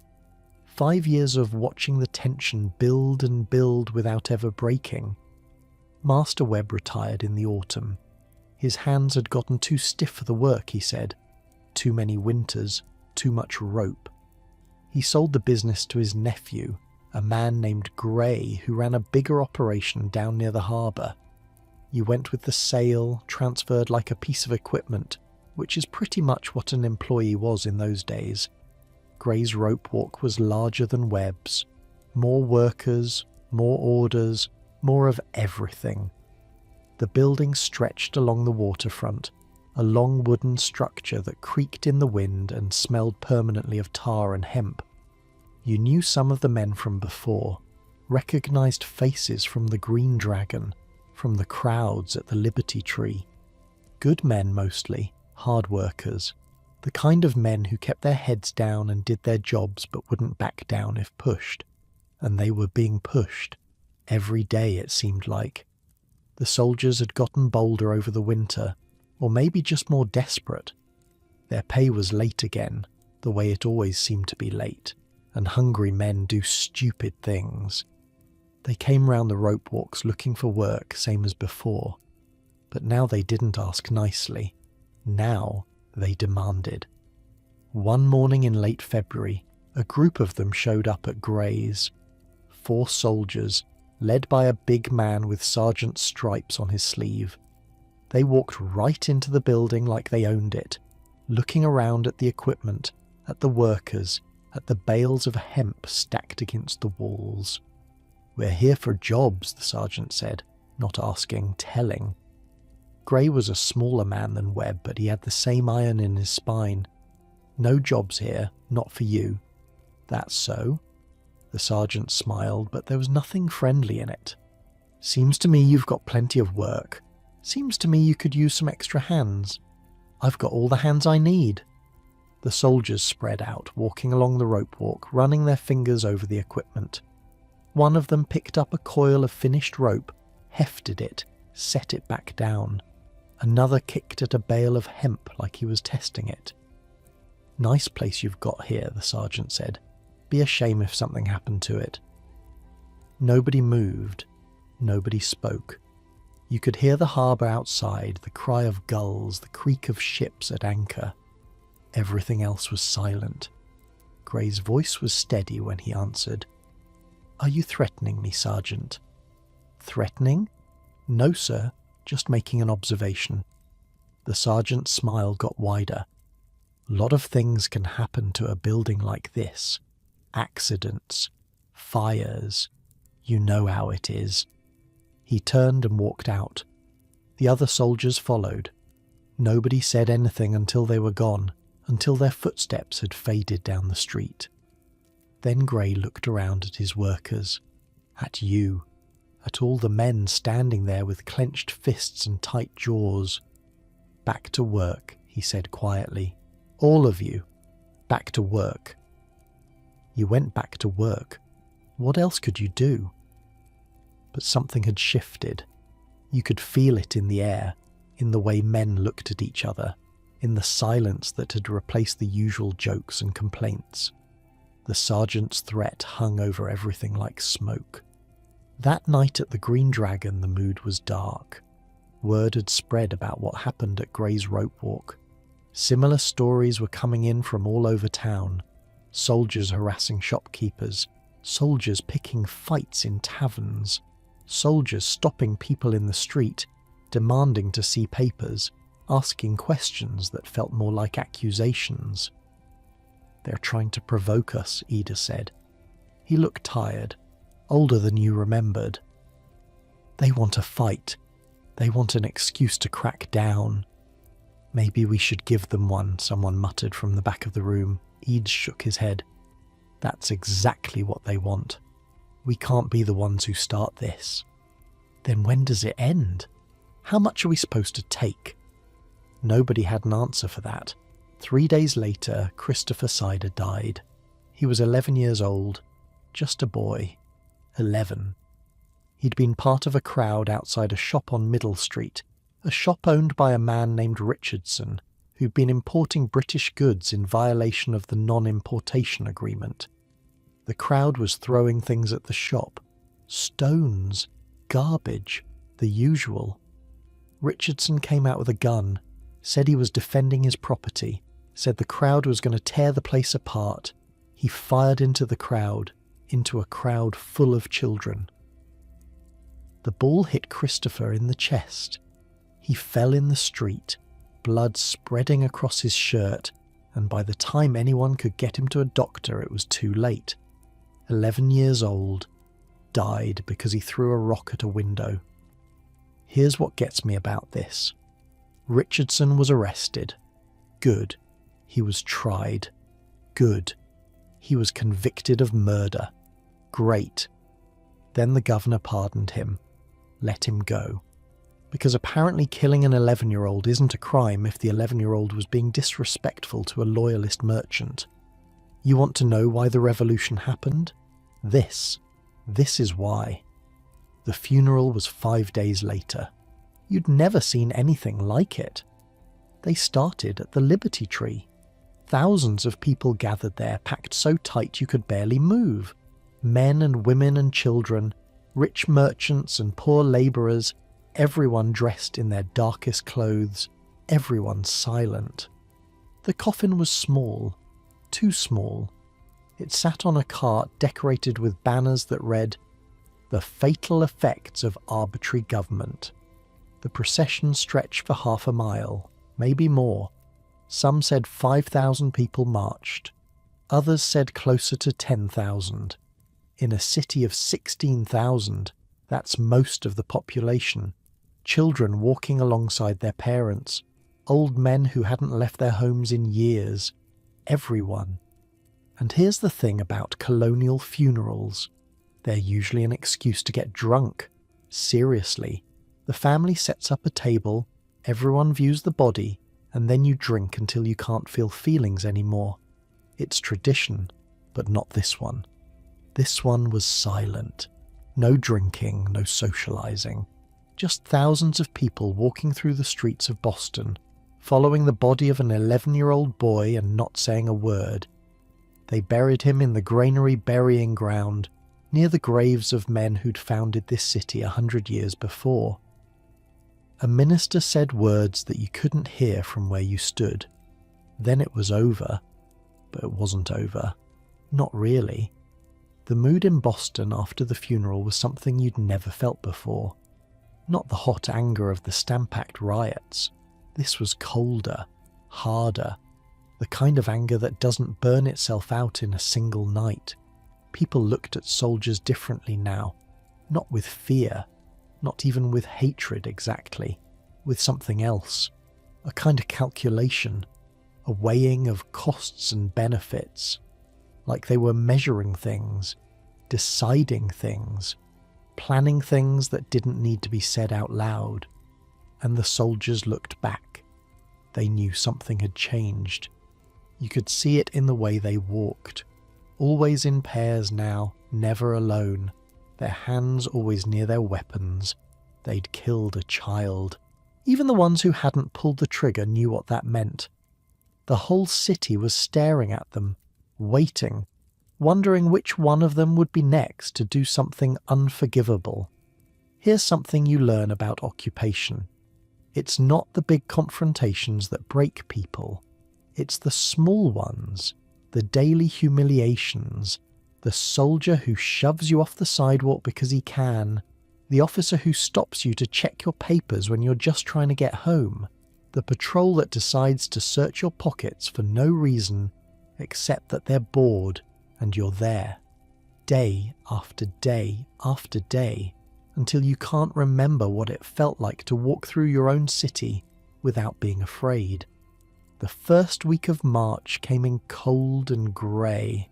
Snow on the ground, ice in the harbour, a bitter wind that cut through your coat like it wasn't there. The rope walk was busy with spring orders, ships getting ready to sail as soon as the weather broke. You worked long hours, dawn to dusk, your hands raw and your back aching. On the 2nd of March, a Monday, the soldiers came back. You were at your station near the middle of the walk when you heard shouting from the entrance. A soldier had come in looking for work again, and one of the workers, a man named Samuel Gray, had told him where he could go, but not politely. Samuel told him to go clean the outhouse. The soldier swung at him. Samuel swung back. Within minutes, the whole rope walk had emptied into the street.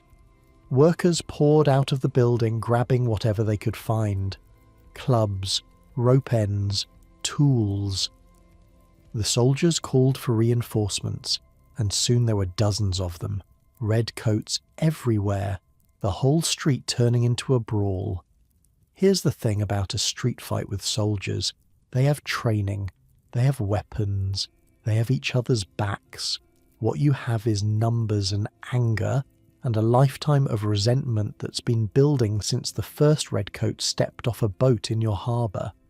Sometimes that's enough, sometimes it's not. You don't remember much of what happened next, just fragments. A soldier's face twisted with rage coming at you. the crack of a club against someone's skull, shouting and screaming, and the taste of blood in your mouth, though you weren't sure if it was yours or someone else's. The smell of sweat and fear and something else, something that smelled like the start of a war. It lasted maybe 20 minutes. Then the officers arrived and broke it up, dragging soldiers back to their barracks, ordering the townspeople to disperse. You stood in the street, breathing hard, your knuckles split and bleeding, watching the redcoats retreat. "This isn't over," someone said beside you. A rope maker, his face bruised, his eyes bright with something dangerous. Not by a long shot. He was right. Over the next 2 days there were more fights, smaller ones scattered across the town, soldiers and civilians clashing wherever they met. The officers tried to keep their men confined to barracks, but some of them slipped out anyway, looking for revenge. And the townspeople were looking too. Groups of young men roaming the streets after dark, carrying clubs, daring any soldier they saw to start something. It was like the whole city had caught fire, a slow burn that nobody could put out. Wednesday night, the 4th of March, you went to the Green Dragon. The basement was packed. More men than you'd ever seen there, crammed into every corner, talking in urgent whispers. The air was thick with tobacco smoke and tension. "Something's going to happen," James said. He'd come in from Griffin's Wharf, still wearing his work clothes, his face grim. "Tomorrow, the 5th, I can feel it." "What do you mean?" "I don't know, He shook his head. "It's like a storm coming. You can smell it in the air." You knew what he meant. You'd felt it too. That pressure behind your eyes, that tightness in your chest. The whole city felt like a rope pulled too tight, fibers straining, ready to snap. 3 days of fighting, 3 days of soldiers and workers beating each other bloody in the streets. 3 days of threats and counter-threats and promises of revenge. Something had to give. Eid stood up at the front of the room. The crowd went quiet. "I know what you're all thinking," he said. "I know what you're feeling. Believe me, I feel it too. But I'm asking you, all of you, to keep your heads. Don't give them what they want. Don't be the ones to start this." "And if they start it," someone called out. Edie's was quiet for a moment. When he spoke again, his voice was barely above a whisper. "Then God help us all." Someone in the back laughed. But it wasn't a funny laugh. It was the laugh of a man who's made his peace with something. The laugh of a man who knows what's coming and has decided he's ready for it. You walked home through streets that felt different, quieter, tenser. A patrol of soldiers passed you, and for once they didn't stop, didn't say anything, just kept marching with their eyes straight ahead. They felt it too. Everyone felt it. At the boarding house, you lay on your mattress and stared at the ceiling. Sleep wouldn't come. Your mind kept running through the events of the past week. The funeral, the fight, the look on that soldier's face when he came at you with his fists raised. Tomorrow, the 5th of March, something was going to happen. You didn't know what. You didn't know where, but you knew it was coming, as sure as you knew the sun would rise. Outside your window, Boston waited. 16,000 people, lying in their beds, dreaming their separate dreams. Soldiers in their barracks, gripping their muskets, wondering what the morning would bring. The night was cold. The city was quiet, but not for long. The 5th of March started like any other day. You woke before dawn, same as always. Ate your breakfast of cold bread and weak beer. Walked to the rope walk in the grey light, your breath making clouds in the frozen air. Worked your station, spinning hemp into cordage, your hands moving through the familiar motions without needing to think about it. The tension from the past few days hung over everything. Men spoke in low voices, glancing toward the door whenever someone came in. But the work continued. It always continued. Ships still needed rope. The world didn't stop just because Boston was ready to explode. Samuel Gray was working a few stations down from you. You'd gotten to know him better over the past year, ever since you'd transferred to this rope walk. He was older than you by a decade, a family man with a wife and 2 children waiting for him at home. Good worker, quick with a joke. The kind of man who could lighten a room just by walking into it. He'd been in the thick of the fight on Monday, taken a nasty cut above his eye that was still scabbed over. When you'd asked him about it, he'd just shrugged. "Should see the other fellow," he'd said, and grinned. That was Samuel, always ready with a smile even when things were falling apart. The afternoon passed slowly. The light through the windows turned from grey to gold to grey again as the sun moved across the sky. By the time the work bell rang at dusk, your shoulders were aching and your fingers were numb from the cold that crept in through every crack in the walls. You walked home through streets that felt too quiet. Most people had gone inside already, doors shut tight against the cold and whatever else might be coming. A few soldiers passed you, moving in tight formation, their faces hard. You kept your eyes down and kept walking. At the boarding house you ate a quick supper, boiled fish and more bread. Mistress Hutchins seemed nervous, jumping at every sound from outside. When you asked her what was wrong, she just shook her head. "Something in the air tonight," she said. "Can't you feel it?" You could feel it. That same pressure you'd felt for days, but stronger now. Like the moment before lightning strikes, when the hair on your arm stands up and your skin prickles with electricity. You should have stayed inside, should have gone to bed early, pulled the blanket over your head, waited for morning. That's what the smart play would have been. But you've never been that smart. Around 8 o'clock you heard shouting from somewhere toward the centre of town. Then the church bell started ringing. Not the regular toll that marked the hours, but the urgent clanging that meant fire or trouble. You grabbed your coat and went out into the night. The streets were filling with people, all of them moving in the same direction. Toward King Street. Toward the custom house. You joined the flow, not quite running, not quite walking, your heart beating faster with every step. The crowd thickened as you got closer. Men and boys mostly, but some women too.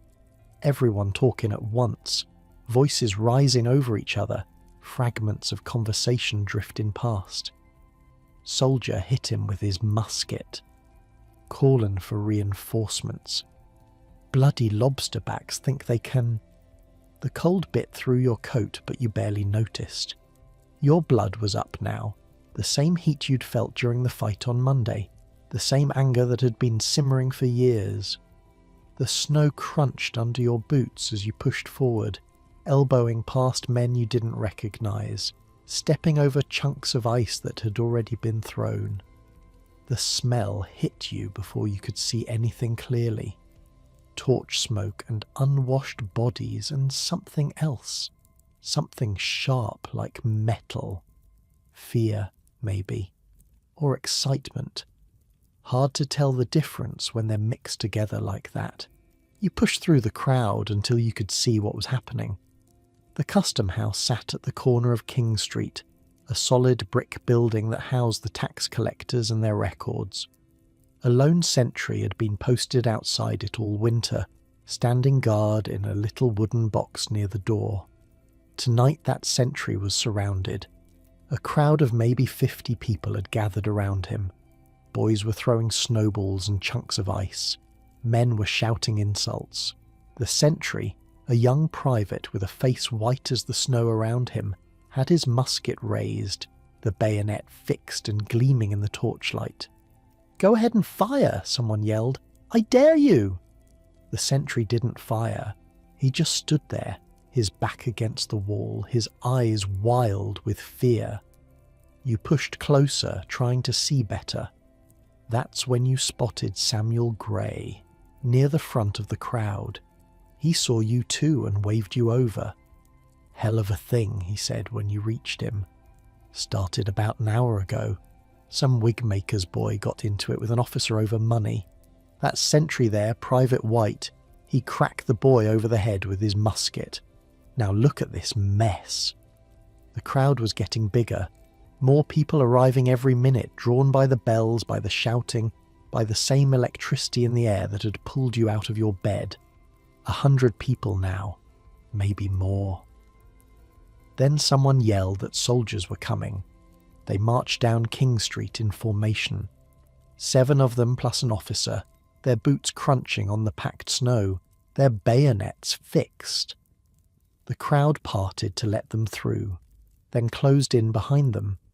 The officer was a captain named Preston. You'd seen him before, around town, a middle-aged man with a lined face and tired eyes. He led his men to the custom house and formed them up in a semicircle around Private White, facing the crowd. 8 soldiers now, 8 muskets, and a crowd that had swelled to 300, maybe 400, pressing in from all sides. The air smelled like smoke and sweat and something else. Fear, maybe, or hatred. Hard to tell the difference when they're mixed together like that. Torches flickered everywhere, casting wild shadows that made everything look like a nightmare. Someone threw a snowball. It hit one of the soldiers in the face, knocking his hat off. The crowd laughed. More snowballs followed, chunks of ice, oyster shells, anything people could find on the ground. Someone threw a club. Someone else threw what looked like a frozen cat. The soldiers just stood there, taking it, their faces slick with sweat despite the cold. "Fire, you cowards!" the cry went up from somewhere in the crowd. "Fire if you dare!" And here's the thing about muskets. They're terrifying even when they're not being fired. Each one of those Brown Bess muskets weighs about 10 pounds. The bayonet attached to the front is 17 inches of steel.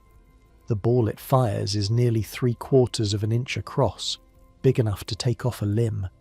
8 of them pointed at you from 10 feet away. And the men holding them are scared. You can see it in their eyes. Scared men with guns. Nothing more dangerous in the world. The soldiers stood their ground, muskets raised, their faces slick with sweat despite the cold. Captain Preston was shouting something, trying to be heard over the noise, but nobody was listening. You were maybe 20 feet from the line of soldiers, close enough to see the whites of their eyes, close enough to see how their hands shook on their weapons. Samuel was closer, right up front, shouting with the rest of them. "Sam," you called out. "Sam, get back." He didn't hear you, or maybe he did and didn't care. He was caught up in it now, same as everyone else. The rage of the past months, the past years, all of it boiling over at once. Someone threw a club. It hit one of the soldiers and knocked him down. He scrambled back to his feet, his face twisted with fury. What happened next took maybe 10 seconds. It felt like an hour. The soldier who'd been knocked down raised his musket and fired. The crack of the shot cut through the noise of the crowd like a knife. For a moment everything stopped, everyone frozen, staring, not quite believing what had just happened. Then more shots, one after another, the soldiers firing into the crowd, smoke and flame erupting from their muskets, the sound so loud it hurt your ears. People were screaming now, running, falling. You saw a man go down not 10 feet from where you stood, his chest torn open, blood spraying across the snow. You saw another man stumble backward, clutching his arm, his face a mask of shock. And you saw Samuel Gray. He was still standing when the first shot hit him, still standing when the second one did. Then his legs buckled and he went down slow, like he was kneeling to pray. He fell face first into the snow and didn't move. Sam! You tried to run to him. Someone grabbed your arm, pulled you back. The crowd was surging now, people pushing in every direction, and you couldn't get through, couldn't reach him, could only watch as the snow around his body turned red. The firing stopped. The smoke cleared. Captain Preston was screaming at his men, shoving their muskets down, his face twisted with horror at what had just happened. In the street, 5 bodies lay still. 5 men who'd been alive 30 seconds ago. Around them, others writhed and moaned, clutching wounds, crying for help. You recognized one of the bodies. A big man, dark-skinned, who worked as a sailor on the ships that came through the harbour. Crispus, his name was. Attucks. You'd seen him at the docks a dozen times, loading and unloading cargo with hands that could lift barrels like they were empty baskets. Some people said he was half Native American. Some said he was a runaway slave. Nobody knew for sure. What you knew was that he was the first to fall, and he was gone before he hit the ground. 2 musket balls to the chest. Beside him, a boy, Samuel Maverick, 17 years old. Same age as you were when you first came to Boston. His eyes were still open, staring at the night sky, snowflakes landing on his face and not melting anymore. He'd been walking home from visiting friends. Wrong place, wrong time, dead. James Caldwell, Patrick Carr, and Samuel Gray, who had a wife and children waiting at home. Samuel, who'd been standing right next to you at the rope walk fight 3 days ago. Samuel, who'd grinned and said, "Should see the other fellow," like it was all some kind of joke. Samuel Gray didn't move, didn't make a sound. He was gone. You don't remember much of what happened after that. Just fragments again. Shouting, more bells. Someone saying the word massacre over and over. The crowd pressing forward again, hundreds of people screaming for blood, and the soldiers retreating into the custom house, barricading the door behind them. At some point, the Lieutenant Governor appeared. Hutchinson, his name was. He stood on a balcony above the crowd and promised that justice would be done, that the soldiers would be arrested, that there would be a trial. The crowd didn't believe him. Why would they? But the promises were enough to calm things down, at least for the moment. Slowly, reluctantly, people began to drift away. You stayed. You stayed until they loaded Samuel's body onto a cart, until they covered him with a sheet that turned red within seconds, until the cart rolled away toward wherever they took the dead, its wheels leaving tracks in the bloody snow. Then you walked home. The streets were quiet now. Everyone had gone inside, stunned into silence by what had happened. You walked through the empty lanes like a ghost, your feet moving without any input from your brain. Your hands were shaking. You couldn't make them stop. Blood on the snow. That's what you kept seeing every time you blinked. The way it spread, dark and wet, steaming slightly in the cold air. The way Samuel had fallen slow, like time itself had stretched out to make sure you saw every moment of it. You passed the custom house again without meaning to. The soldiers were gone now, arrested and taken away. But the blood was still there, dark stains on the white ground, and people had started gathering, staring at it, pointing, talking in hushed voices. A woman was crying somewhere nearby. A man was shouting that this was war, that the time for talking was over. Someone else was praying, the words drifting through the cold air like smoke. You kept walking. At the boarding house, Mistress Hutchins took one look at your face and didn't ask any questions, just handed you a cup of something warm and guided you to a chair by the fire. You sat there until dawn, didn't sleep. didn't speak, just stared at the flames and thought about Samuel Gray. He had a wife, 2 children. They were probably awake right now, waiting for him to come home. Maybe they'd heard the bells, the shots, the screaming. Maybe they were sitting by their own fire, hoping, praying that he was safe. He wasn't safe. He was dead in the street because he'd been angry at the same things everyone was angry at. Because he'd been standing in the wrong place at the wrong moment. Because 8 soldiers had panicked and fired their muskets into a crowd of unarmed people. You thought about the soldier who'd shot him. Wondered if he was feeling anything right now. Guilt, fear, relief that he'd survived. You thought about Captain Preston, the look on his face after the shooting stopped, the horror of a man who'd just watched everything fall apart. You thought about the boy from the funeral, Christopher Sider, 11 years old, and now Samuel, and Crispus Attucks, the sailor with the strong hands, and that 17-year-old boy whose name you didn't even know. How many more? How many more bodies before this was over? Outside you could hear voices, people moving through the streets again, the shock wearing off, the anger taking its place. Word was spreading across the city, across the colony, and by morning everyone would know what had happened on King Street. The soldiers had fired on civilians. 5 men were dead. Everything had changed. You thought about Eads, about Paul and Joseph and all the others at the Green Dragon. They'd been saying for months that something had to give. Well, it had given. The rope had finally snapped, and now there was no putting it back together. The fire burned low. The sky outside the window turned from black to grey. A new day was starting. The 6th of March, 1770. The first day of whatever came next. Somewhere in the city, Samuel's wife was waking up to find that her husband wasn't coming home. Somewhere, children were learning that their father was gone. And somewhere, 8 soldiers were sitting in jail cells, waiting to find out if they'd hang for what they'd done. You closed your eyes, just for a moment. And in the darkness behind your lids you could still see it.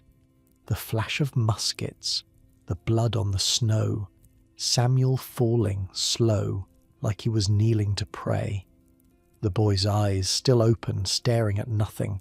Some things you never stop seeing. Some nights never really end. They buried them 3 days later, all 5 of them, together. Samuel Gray, Crispus Attucks, James Caldwell, Samuel Maverick, Patrick Carr. 5 men who'd been alive on Monday night, dead by Tuesday morning, lowered into the frozen ground on Thursday afternoon while half of Boston watched. The funeral made Christopher Sider's procession look small. 10,000 people, some said, maybe more. The whole city turned out, and people from the surrounding towns too, farmers and merchants and tradesmen who'd heard what happened and wanted to bear witness. 4 of the coffins left from different houses across the city. Samuel's came from his home near the rope walk, carried by men you'd worked beside for years. Crispus Attucks and James Caldwell shared a hearse that started from Faneuil Hall. They met at the Liberty Tree, all 4 hearses converging at once, and from there the procession moved as one toward the granary burying ground. You walked near the front, close enough to see the coffins swaying with each step the bearers took, close enough to hear Samuel's widow crying somewhere behind you, a sound that cut through the silence like a knife. The streets were lined 6 deep on both sides, people in windows, people on rooftops, everywhere you looked, faces watching, hats removed, heads bowed. The bells of every church in Boston were ringing, that same slow toll you'd heard at Sider's funeral, but louder now, fuller, like the whole city was mourning at once. They buried them in a single grave, all 5 together side by side the way they'd fallen in the street. A minister spoke words that the wind carried away before they reached you. Then it was over, but it wasn't over. In the weeks that followed, something strange happened. The anger that had been building for years, that had finally exploded on King Street, didn't fade. It spread. It grew. It took on a life of its own. Paul was at the centre of it. The silversmith you'd met at the Green Dragon, the one with the steady hands and the quick mind. Turns out he was an engraver too, and a few weeks after the funeral, he produced something that changed everything. You saw it for the first time at Eads's print shop. A copper plate engraving showing the massacre as Paul imagined it. British soldiers lined up in neat rows, firing in unison into a helpless crowd. Captain Preston standing behind them with his sword raised, ordering the volley. The custom house in the background relabelled Butcher's Hall. Bodies falling, blood pooling, smoke rising from the muskets. Here's the thing about this engraving. Paul didn't actually see the massacre. He wasn't there. He based it partly on another engraver's work, a guy named Henry Pelham, who was furious when he found out, called Paul a thief. But Paul got his version printed first, and that's the one everyone remembers. The colours were garish. Bright red coats on the soldiers, bright red blood on the cobblestones. A blue sky overhead that made the whole scene look almost cheerful, which somehow made it worse, like a children's picture book about murder. And here's another thing. In the engraving, the soldiers are white. In reality, one of them was black, a guy named Andrew.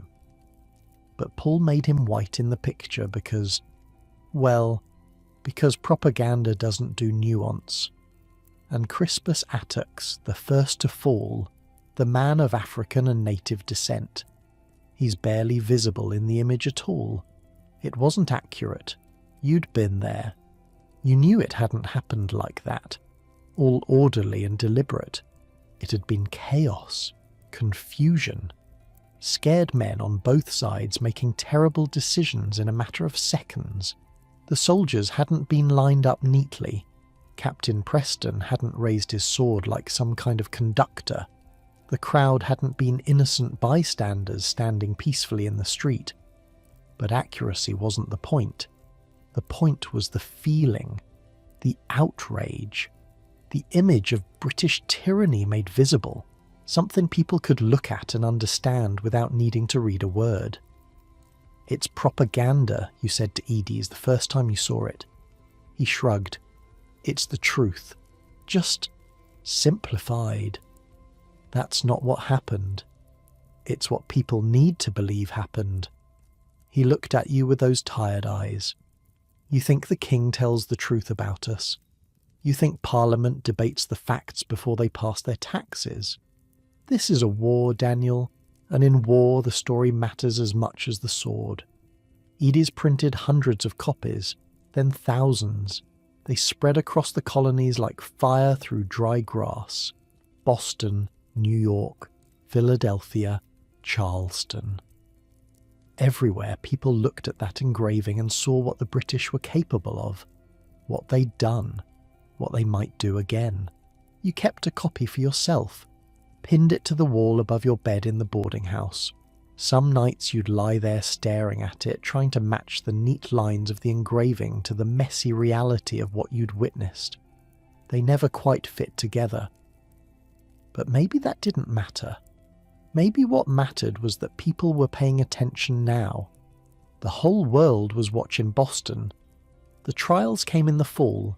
Captain Preston went first, in October, then the soldiers, in November and December. The whole city was holding its breath, waiting to see what would happen. Would they hang? Would there be justice for the 5 men in the granary? The defence lawyer surprised everyone. John Adams, one of the loudest voices against British tyranny, a man who'd been at the Green Dragon, who'd argued for resistance, who'd helped organise the non-importation agreements. And now he was standing in court, defending the soldiers who'd killed 5 of his countrymen. People were furious, called him a traitor, a turncoat, worse things you won't repeat. Someone threw a rock through his window. His law practice suffered. Friends stopped speaking to him. But here's the thing about John Adams. He was playing a long game. He knew that if these soldiers didn't get a fair trial, the Crown would use it as proof that the colonies were lawless, that we couldn't govern ourselves, that we needed British control. So he defended them. He gave them the best defence he could, and in doing so, he proved that even in the middle of a revolution, Boston still believed in justice. Also, let's be honest, the prosecution's case was kind of a mess. Witnesses contradicted each other. Some of them were clearly drunk that night and couldn't remember what happened. One guy claimed he saw everything clearly from a block away, in the dark, through a crowd of 400 people. Adams picked those testimonies apart like a man filleting a fish. But Adams didn't back down, said everyone deserved a fair trial, even redcoats, said the law had to mean something or none of this was worth fighting for. You went to the trial one day, stood in the back of the courtroom squeezed between dozens of other spectators, watching Adams do his work. He was good. You had to admit that. He picked apart the prosecution's witnesses, pointed out contradictions in their testimony, reminded the jury that a mob had been throwing ice and shells and shouting fire before the first shot was ever discharged. Facts are stubborn things, he said at one point, his voice filling the courtroom, and whatever may be our wishes, our inclinations, or the dictates of our passion, they cannot alter the state of facts and evidence. You didn't know what to think. Part of you wanted to see those soldiers hang, wanted to watch them kick and twitch at the end of a rope the way Samuel had twitched in the snow before he went still. Wanted someone to pay for what happened, really pay, not just get a slap on the wrist and a ticket home. But another part of you, a quieter part, understood what Adams was trying to do. If we become like them, what's the point? If we throw out the law whenever it's inconvenient, how are we any better than the tyrants we're fighting against? The verdicts came down in December. Preston was acquitted. The jury said the evidence didn't prove he'd given the order to fire. 6 of the soldiers were acquitted too. Not enough proof, the jury said. Too much confusion that night. Too many conflicting stories. 2 soldiers were convicted, Montgomery and Kilroy, the ones who definitely fired, whose musket balls had definitely killed. But not murder, manslaughter, a lesser charge. Instead of hanging, they were branded on the thumb, a hot iron pressed into their flesh, marking them forever as killers. Then they were released. That was it. That was justice. 2 burned thumbs for 5 dead men. The Green Dragon was quiet that night. Nobody knew what to say. Ede sat in the corner staring at nothing. Paul was there too, his face hard, his hands clenched into fists on the table in front of him. "We'll remember this," someone said finally. "Every year on the 5th of March, we'll remember what they did." And they did. Every year after that, the anniversary of the massacre was marked with speeches and ceremonies. Church bells ringing at the hour the shots were fired. Orators recounting what happened, making sure nobody forgot. The 5 graves in the granary became a pilgrimage site, a place where people came to pay their respects and renew their anger. But life went on. That's the thing about tragedy. It doesn't stop the world from turning. The soldiers left Boston, all of them, shipped out to Castle William in the harbour, then eventually back to England. The common emptied. The barracks came down. The streets that had been full of redcoats for 2 years were suddenly, strangely quiet. You went back to the rope walk, back to the work, spinning hemp, pulling cables, earning your wages. The days blurred together the way they always had. Spring turned to summer, Summer to fall, fall to winter. Another year passed, then another. 1771, 1772, the early months of 1773. Boston settled into something like normalcy. The non-importation agreements fell apart as merchants got tired of losing money. Ships came and went from the harbour. People bought British goods again, drank British tea, tried to pretend that everything was fine. But it wasn't fine. You knew it. Everyone knew it. The anger was still there, just buried deeper, waiting. You moved out of the boarding house that spring, found a small room above a chandler's shop on Fish Street closer to the harbour. It wasn't much. A bed, a table, a chair, a window that looked out over the water. But it was yours. The first space you'd ever had that belonged to just you. At night, you'd sit by that window and watch the ships at anchor, their lanterns swaying with the tide. You'd think about all the places those ships had been. London, Liverpool, the Sugar Islands, Africa. A whole world out there that you'd never seen, might never see. Sometimes you wondered what would have happened if you'd gone with William, shipped out to the West Indies, left all this behind. But you hadn't. You'd stayed. And now you were too deep in to leave. At the Green Dragon, the meetings continued. Smaller now, quieter. The fever pitch of 69 and 70 had faded, but the core group remained. Edie's and Paul and Joseph and the others, planning, watching, waiting for the next move. You turned 25, then 26. The scars on your knuckles from the rope walk fight faded to white lines. The images from that night on King Street grew softer around the edges, less sharp, though they never disappeared entirely. Some mornings you'd wake up and for a moment you wouldn't remember. Then it would all come flooding back. Samuel's widow remarried. You heard about it from James, who still worked at the rope walk near Griffin's Wharf. A good man, he said, a carpenter, someone who could take care of her and the children. You were glad for her, glad that life could continue, that grief didn't have to last forever. James had married his Sarah by then, had a baby on the way. He talked about the future now in a way he never had before, about the shop he wanted to open, the life he wanted to build. He still came to the Green Dragon sometimes, but less often. He had other things to think about. You understood. People change. Priorities shift.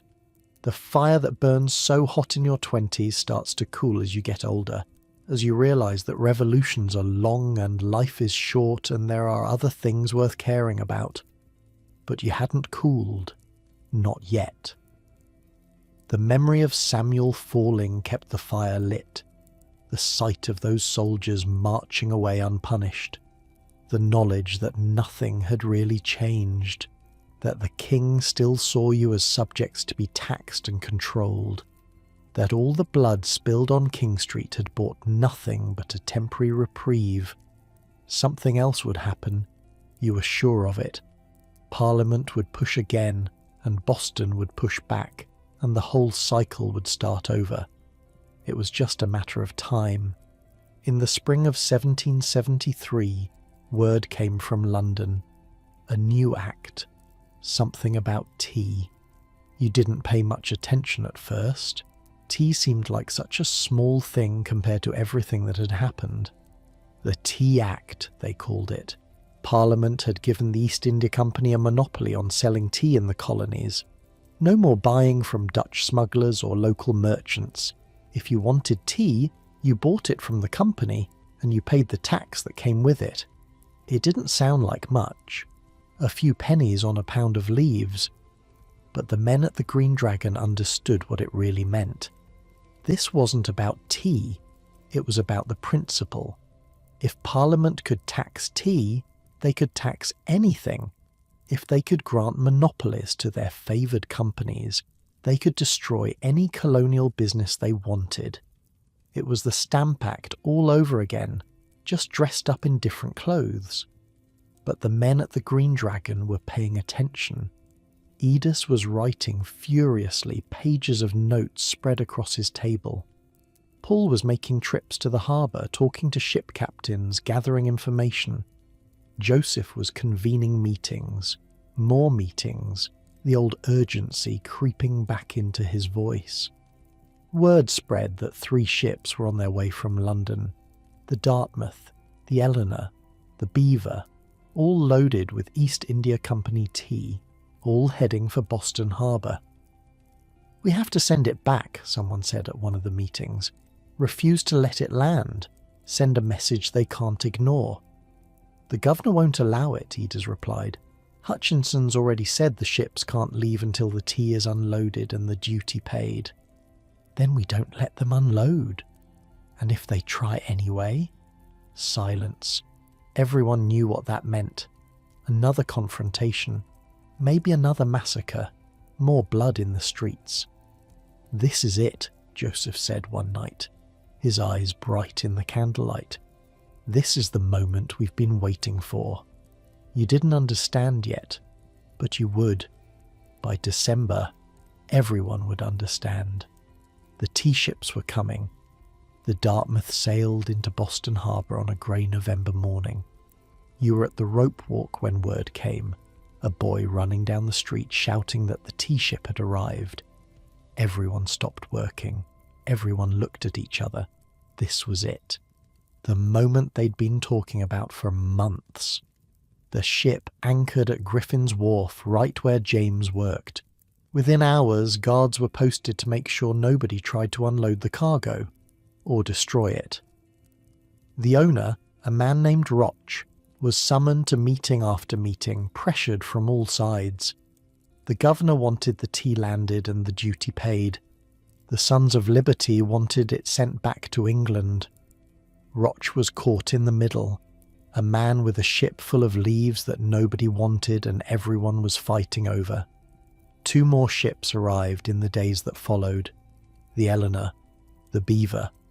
All 3 sat at Griffin's Wharf, their holds packed with East India Company tea, while Boston tried to figure out what to do. The law gave them 20 days. 20 days from the Dartmouth's arrival to pay the duty. If the deadline passed without payment, the customs officials could seize the cargo and sell it themselves. The tea would land either way, the tax would be paid either way, unless something changed. The meetings at Old South Meeting House drew thousands. You went to one, squeezed into the back of the building with 6,000 or 7,000 other people, the air thick with body heat and tension. Samuel Adams stood at the front, his voice carrying over the crowd, laying out the situation in terms everyone could understand. "We must act," he said. "If this tea lands, if this duty is paid, we lose everything we've fought for, every principle, every sacrifice, the blood of the men who died on King Street, all of it, for nothing." The crowd roared its agreement, but agreement wasn't a plan, and the deadline was approaching fast. December 16th, a Thursday, cold and clear. The kind of winter day where the sky looks like pale blue glass and your breath hangs in the air like smoke. You went to work that morning like any other day, but everyone knew something was going to happen. The final meeting was scheduled for that afternoon. Roch had been sent to ask the governor one last time for permission to leave without unloading. Everyone was waiting to hear what Hutchinson would say. The answer came around 6 in the evening, just as darkness was falling. Roch returned from the governor's mansion with the news everyone expected. No, the ships could not leave. The tea would be landed. The duty would be paid. That was the end of it. Except it wasn't. Samuel Adams stood up in the crowded meeting house and spoke the words that everyone was waiting for. This meeting can do nothing more to save the country. That was the signal. You were outside when you heard the war whoops, men pouring out of the meeting house heading for the harbour, their faces already smeared with soot and coal dust. Some wore blankets wrapped around their shoulders. Some had feathers stuck in their hats. Thus dressed as Indians, or something like Indians, a disguise that fooled no one but gave everyone deniability. You fell in with them, didn't think about it, just started walking, then jogging, then running toward Griffin's Wharf. Your heart was pounding, your hands were shaking, but your feet knew where to go. By the time you reached the wharf, there were maybe 150 men gathered, maybe more. It was hard to count in the darkness with everyone's faces blackened, everyone dressed in the same rough disguises. You recognized some of them anyway. Men from the rope walk, men from the Green Dragon. Paul was there, somewhere. James too. You could feel their presence even if you couldn't see their faces. Someone handed you a hatchet. Someone else pointed you toward the Dartmouth. "Chests are in the hold," he said. "Drag them up, break them open, dump the tea, nothing else. Don't take anything. Don't damage anything except the tea. Understood?" You nodded. You understood. The work was hard, harder than you expected. Each chest weighed maybe 400 pounds, and they had to be hauled up from the hold by hand, dragged across the deck, broken open with axes and hatchets, then dumped over the side. The tea floated at first, spreading across the dark water like a stain. Then it started to sink, or drift away with the current, and you'd go back for another chest. Here's something nobody tells you about the Boston Tea Party. It took 3 hours. 3 hours of back-breaking labour. In the cold, in the dark, with wet feet and blistered hands and lungs full of tea dust. This wasn't some quick symbolic gesture. This was work. Real work. The kind of work that leaves you sore for days. And here's another thing. The men were incredibly careful not to damage anything except the tea. Someone accidentally broke a padlock. They replaced it the next day. Someone's shoes got tea in them. They shook them out over the water. A guy tried to stuff some tea in his pockets to take home. The others beat him up and threw him off the ship. This wasn't looting. This was a statement. The smell was everywhere. Rich and earthy, almost sweet. It mixed with the salt of the harbour and the tar of the ships and the sweat of the men working beside you. Your hands blistered, then bled, then went numb. Your shoulders burned from the hauling. But you kept going. Everyone kept going. At one point you paused to catch your breath and looked around. The deck was chaos. Men swarming over the chests, hatchets rising and falling, tea cascading over the gunwale into the black water below. But it was organised chaos, controlled. Nobody was looting. Nobody was smashing things for the sake of smashing them. This was work, honest work, the kind you'd done your whole life, just with a different purpose tonight. A man worked beside you whose face you couldn't see through the soot. But you knew his hands, workers' hands, calloused and strong. A rope maker maybe, or a shipwright. Someone who knew what it meant to labour for a living, to trade your sweat for pennies while men in London got rich off your back.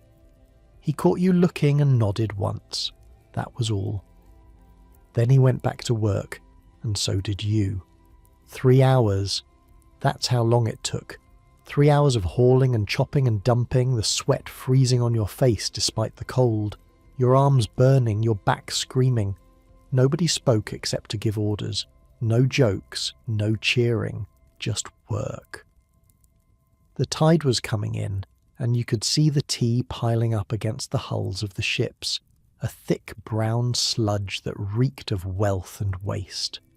Some of the boys in the crowd had waded out to their knees, pushing the tea away from shore with oars and paddles, making sure none of it could be salvaged. 342 chests, 92,000 pounds of tea, worth more than 10,000 pounds sterling.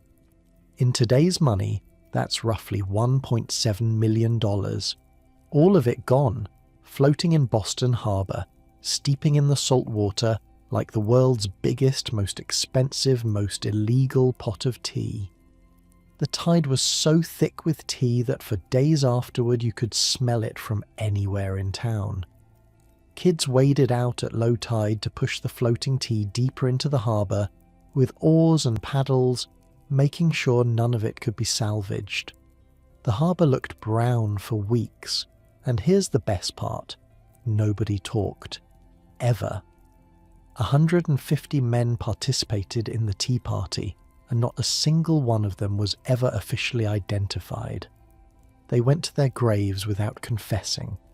It wasn't until decades later, when the participants were old men and the danger had passed, that anyone started admitting they'd been there. Even then, some of them never told. When it was done, you climbed back onto the wharf with the others. Someone was sweeping the decks of the ships, making sure no tea was left behind. Someone else was shaking out their shoes, dumping the loose leaves that had gotten inside. They wanted it known that this wasn't about theft. Nobody had taken anything for themselves. This was a statement, a protest, a message to the king and parliament that couldn't be ignored. You walked home through streets that were strangely quiet.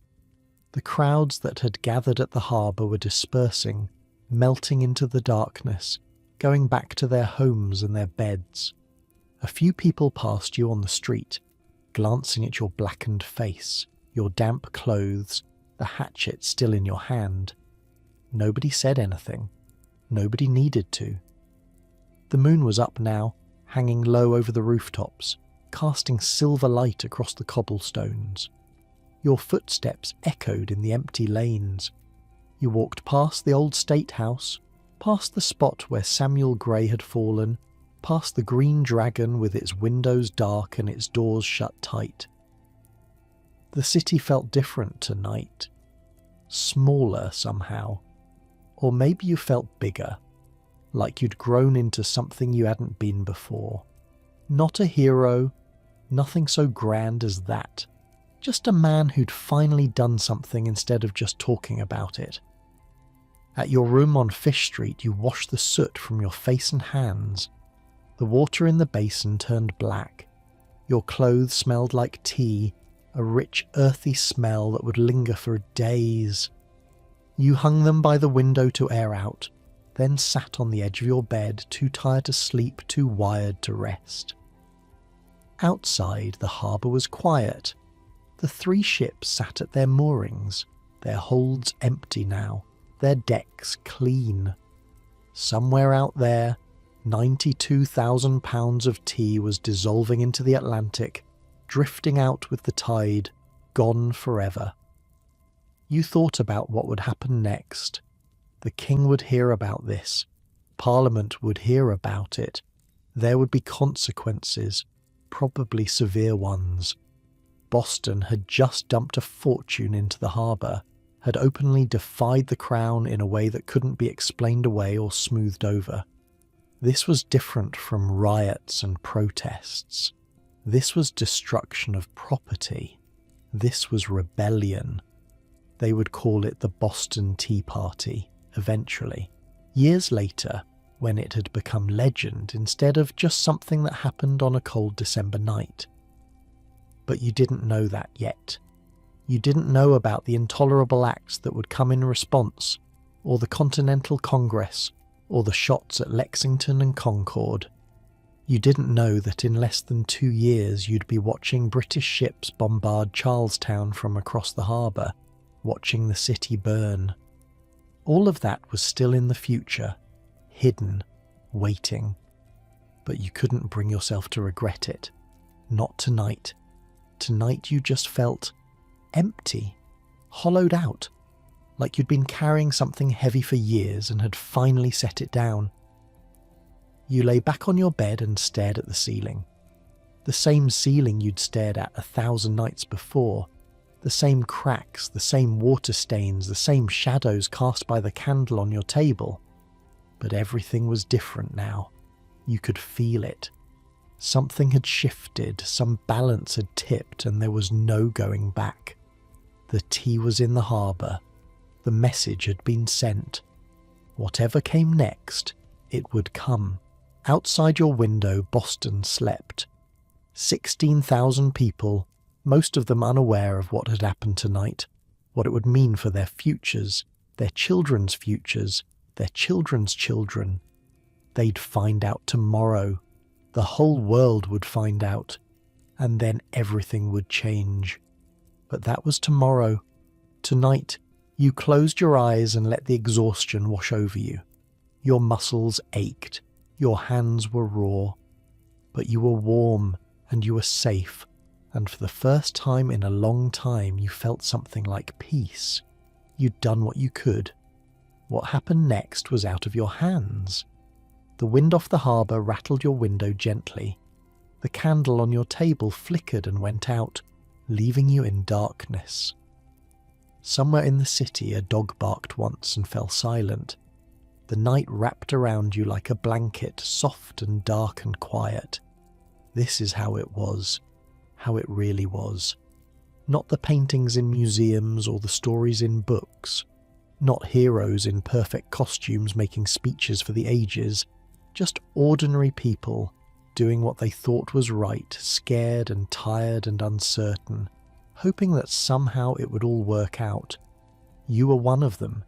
Daniel the rope maker. Nobody special, nobody famous. Just a man who happened to be in Boston when history decided to happen. And now, 250 years later, that same city is still there. The harbour still opens to the sea. Ships still come and go, though they're bigger now, carrying different cargo.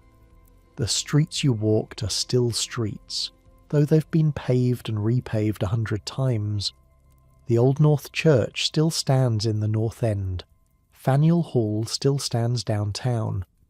The graves in the granary are still there, still visited, still remembered.